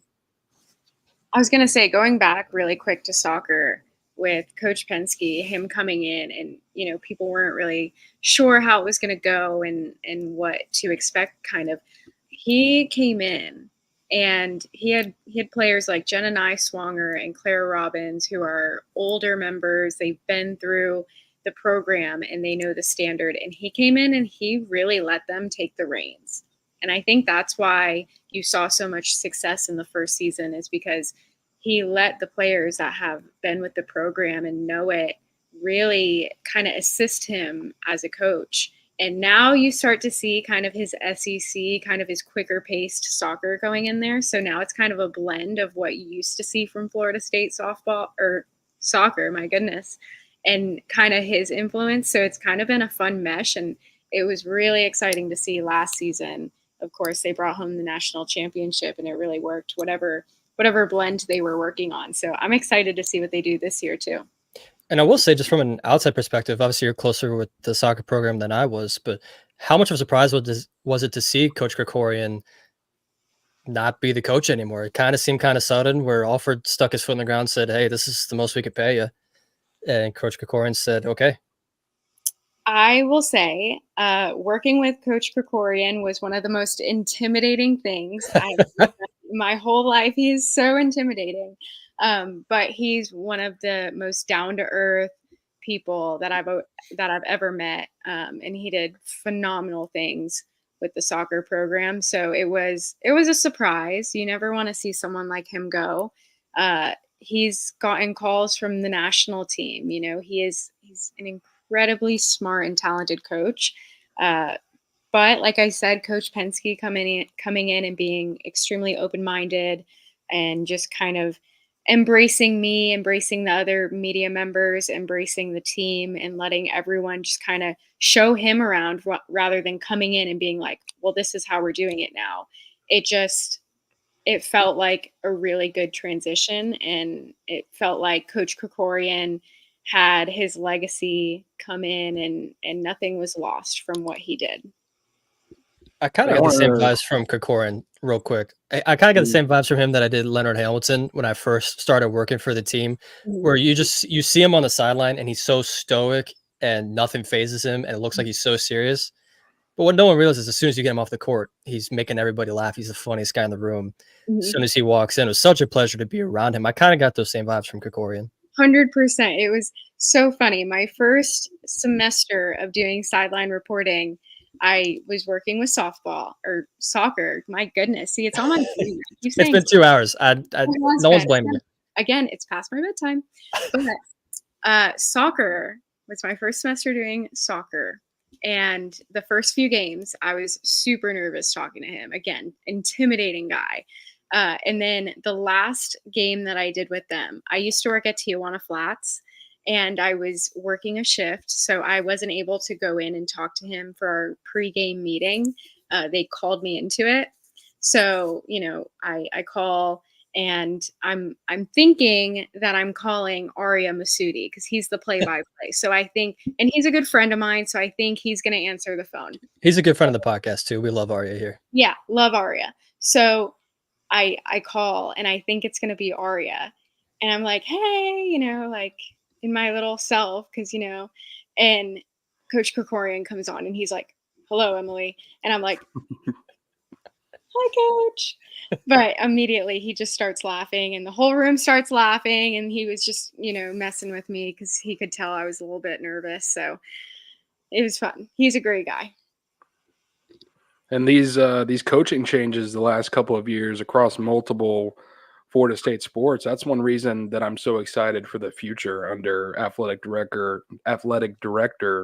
Michael Alford, because obviously made that change with the soccer program. Wasn't easy, but they've continued to be on this right track and have won another championship. Brought over Link Jarrett from Notre Dame, Florida State alum. Now the baseball program's back in the right spot. Helped retain Brooke Wyckoff and also Lonnie Almada, both of those obviously good coaches. And, it seemed like he was prepared as well. If Mike Norvell did make that leap to Alabama, Florida State, they were ready to make their pursuit on Lane Kiffin. But at the same time, they were able to get that deal, keep Norvell in Tallahassee with a massive contract that's going to pay him over $10 million annually for, the next forever. So all the moves that Michael Alford has made since he's been appointed to that athletic director position in Tallahassee, they've been the right ones so far. And I think Florida State fans, they've got to feel confident that even if something unexpected happens in one of these sports, he's going to be able to operate in the right way. What I love most about these coaching decisions, he's picking people that love Florida State. Even though Norvell wasn't from Florida State, he clearly has grown to love it in his time here. Coach Wyckoff played at Florida State. Lonnie's been here for forever. Link Jarrett, obviously a former Florida State alum, or was he an alum? Mm-hmm. Correct me if I'm okay. I thought so. I didn't want to speak outside my boundaries. NCAA record. See, here we go. I don't remember exactly what it is. I'm learning things. But like I said, Alfred's just picking people that love Florida State, and that's something that has to matter. And even if Norvell had gone to Alabama, some people took it more seriously than I did. I wasn't really that scared that he was going to pick Alabama. As great of a job as that is, you're still filling the shoes of one of, if not the greatest coach of all time in Nick Saban. And I think he's fine building his own legacy here at Florida State. Yes, Bobby Bowden and Jimbo Fisher have made their own legacies. And at the end of the day, Norvell has the mindset and the know-how to maybe get in that stratosphere one day. Mike Norvell is a Nole, though. He is Nole-blooded for he sure. Is. You could just tell it. He says he grew up a fan. I don't know if that was him just pandering to the media a little bit. But it was hard not to be a fan of Florida State in the 90s between Charlie and Chris Winkie and Peter Work and everybody else. It was hard not to casually root for them. Those teams were just so much fun to root for. And especially Charlie Ward was so groundbreaking for the sport as we moved into more of these, two-way quarterbacks that can run and throw the ball. And Charlie Ward was really the pioneer to do that. And at the same time, it was hard not to listen to Alabama a little bit, to have the opportunity to come in, lead that program, replace the greatest college football coach in the history of the sport. When you're someone of Norvell's stature, those are the kind of challenges, the kind of situations that you want to put yourself into. Ultimately, Florida State was able to give him enough, and what he's done here the last couple of years and having this program on the fast track. He wanted to stick around in Tallahassee and make sure he builds this thing into what it could be. But, for him to make that commitment to the Seminoles, and I know he had been here for 4 years, but to stick with them over Alabama, and it came with a massive contract, obviously, To me, it says a lot about Florida State's program and where they reside at the top of college football. And Mike Norvell has been a big piece in building the Seminoles back. I mean, we all remember what this program looked like when he arrived in 2020 and the first couple of years while he was still trying to piece everything together.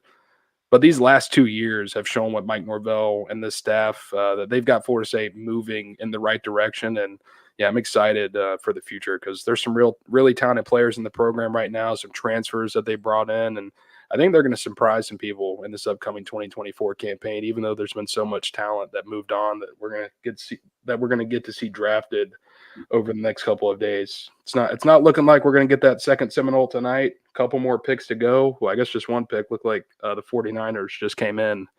Maybe we get Keon here to Buffalo, but we got one more to go. We're almost through it. At the most, 10 more minutes. At the absolute most, it's been 2.5 hours. If you stuck with us this entire time, we really appreciate you. I can't imagine why, but we really do appreciate you for sticking with us for all 2.5 hours. For those of y'all that are listening on iTunes, Spotify, SoundCloud, Spotify, wherever else, I probably already said Spotify. Come watch us on the live stream sometimes. We're live usually every Wednesday night. We've had to make some adjustments with the NFL draft this week. We have to make an adjustment next week because Dustin refuses to not watch the Boston Celtics during the playoffs. So we'll have a time for y'all at some point next week, but it's probably not going to be on Wednesday. But y'all got to come hang with us sometime. Yeah, it's definitely not going to be on Wednesday since the Celtics lost yesterday. That went ahead and locked in Game 5, which will be next Wednesday night. So, yeah, you'll probably catch us, I would imagine, on either probably Tuesday, maybe Thursday. But, yeah, we'll work that out with Logan and get that schedule put out. But, yeah, I missed so many games during the regular season. It felt like they wanted to schedule a game every single Wednesday for however many consecutive weeks. Now that we're in the most important part of the season, I got to watch some basketball. Spring practice is concluded. We don't have to stick to that strict Wednesday schedule. But we're going to get back to it, and obviously during the 2024 season, we will be recording solely on Wednesdays. And also note the Dallas Mavericks play Wednesday night as well, so it's just not going to work for either of our schedules. For those that don't know, I'm kind of a Dallas Mavericks fan. Don't ask why, just have been. But we can't have both of our teams playing Wednesday night. I know someone mentioned earlier about the spring transfer portal. We were talking about it literally 2 hours ago, and I'm just now getting to it, stored in the back of my mind. Have you been surprised that they haven't made any moves on some of the guys that have entered the portal? Not really, just because we haven't seen that much attrition from the Florida State side, and they've really got to get under that 85 scholarship limit. Seems like right now they're being proactive in the transfer portal and exploring some of these positions that they need to make a potential upgrade at. And it seems like Florida State, they're focused mainly on that interior defensive line, adding a guy into that rotation alongside Daryl Jackson, Joshua Farmer, and some of those other guys alongside the interior. So we'll see if some of that stuff shakes itself out over the next couple of weeks. I think as of right now, just based on what we've heard, I would say the last 7 to 10 days, feels like Florida State, they're going to make between 1 to 3 additions in this transfer portal cycle. And, as we all know, players only have to enter the transfer portal by April 30th. FSU, they can make these additions at any time. And wouldn't surprise me if it takes a little bit past the transfer portal close date for them to get some guys in the fold. I think part of it is also, what do they really need that's in the portal? It seems like every team needs interior defensive line, and the NIL market for that is reflecting it. And does Florida State really want to enter into a bidding war for a third defensive tackle? Maybe not. There hasn't been any high-level receivers to enter the portal that you can make the argument for.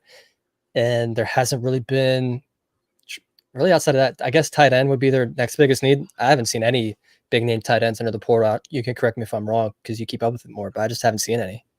I don't think that you're wrong.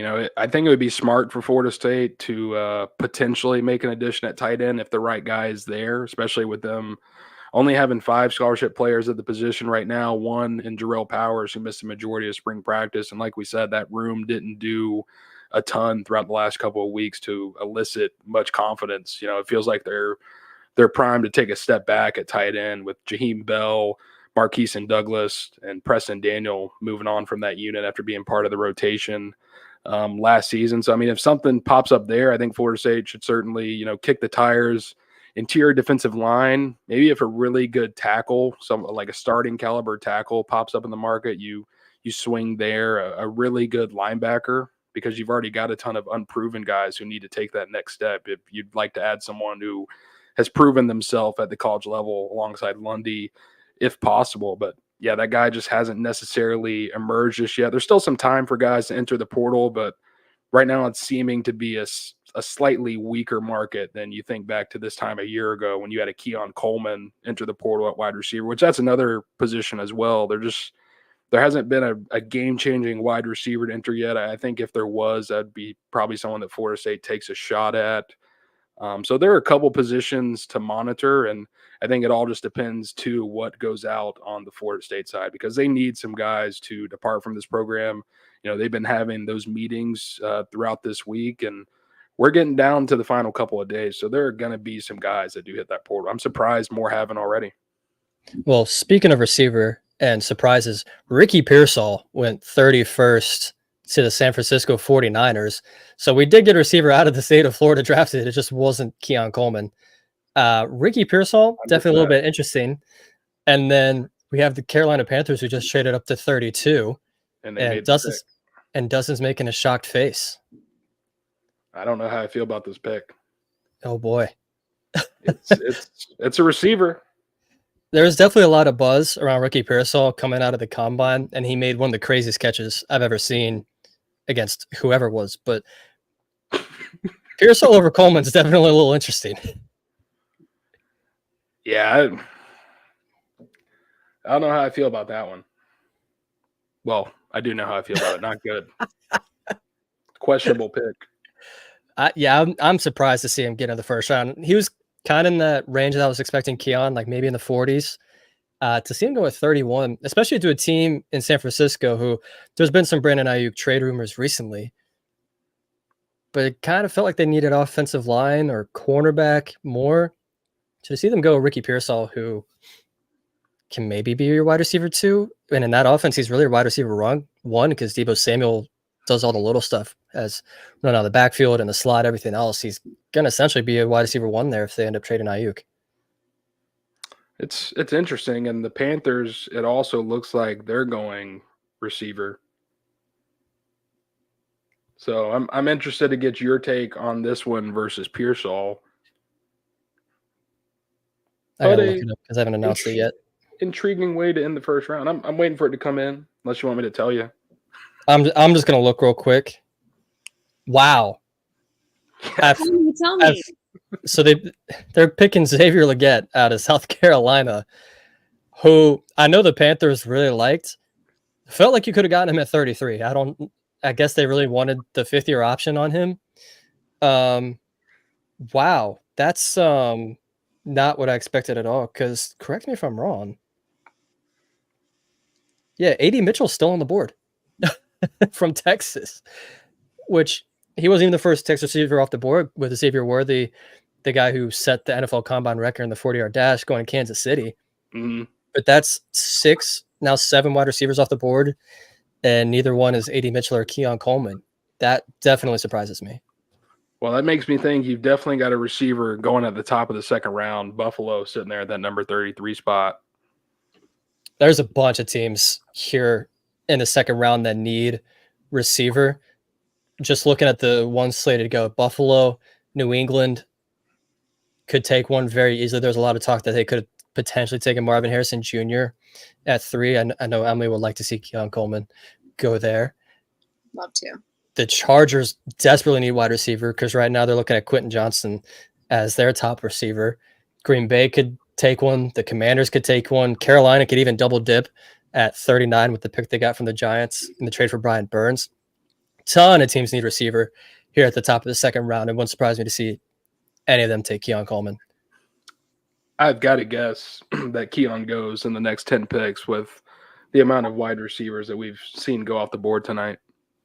I said in the article the Saints at 45 felt like a natural fit. Obviously, he's from the state, played high school football there. They had him in for a pre-draft visit. I don't know that he gets there at 45 because there's a lot of teams that need a receiver, and they're starting to fly off the board here. it'll be tough. And I think something to remember about Keon Coleman, he doesn't turn 21 until next month. I mean, this is a guy who's still very young, has a ton of potential. You know, like we were talking about, that campaign that he had at Florida State, at least the first half, he was absolutely ridiculous. Then some injuries kind of robbed him a little bit down the stretch. But when he's playing at his full potential, he's an absolute freak. And I think there's still a long way for him to go. So if you're able to get him at such a young age and continue to mold him over the next couple of years, Keon Coleman, I mean, he could be a star. And then with Braden Fiske, I've mentioned that he's visited the Raiders and the Chargers. The Chargers pick at 37. I think they pretty much have to go wide receiver at this point, going Joe Alt in the first round. The Raiders, I think, could make a lot of sense. You could add Braden Fiske on that interior with Christian Wilkins, Max Crosby on the outside, and hopefully Tyree Wilson makes that next step. I think that'd be a lot of fun to see him on that defensive line. Outside of that, the Panthers could use interior defensive line, the Cardinals, the Commanders, maybe not so much the Commanders, but definitely some teams here at the top of the second round that could use an interior pass rusher.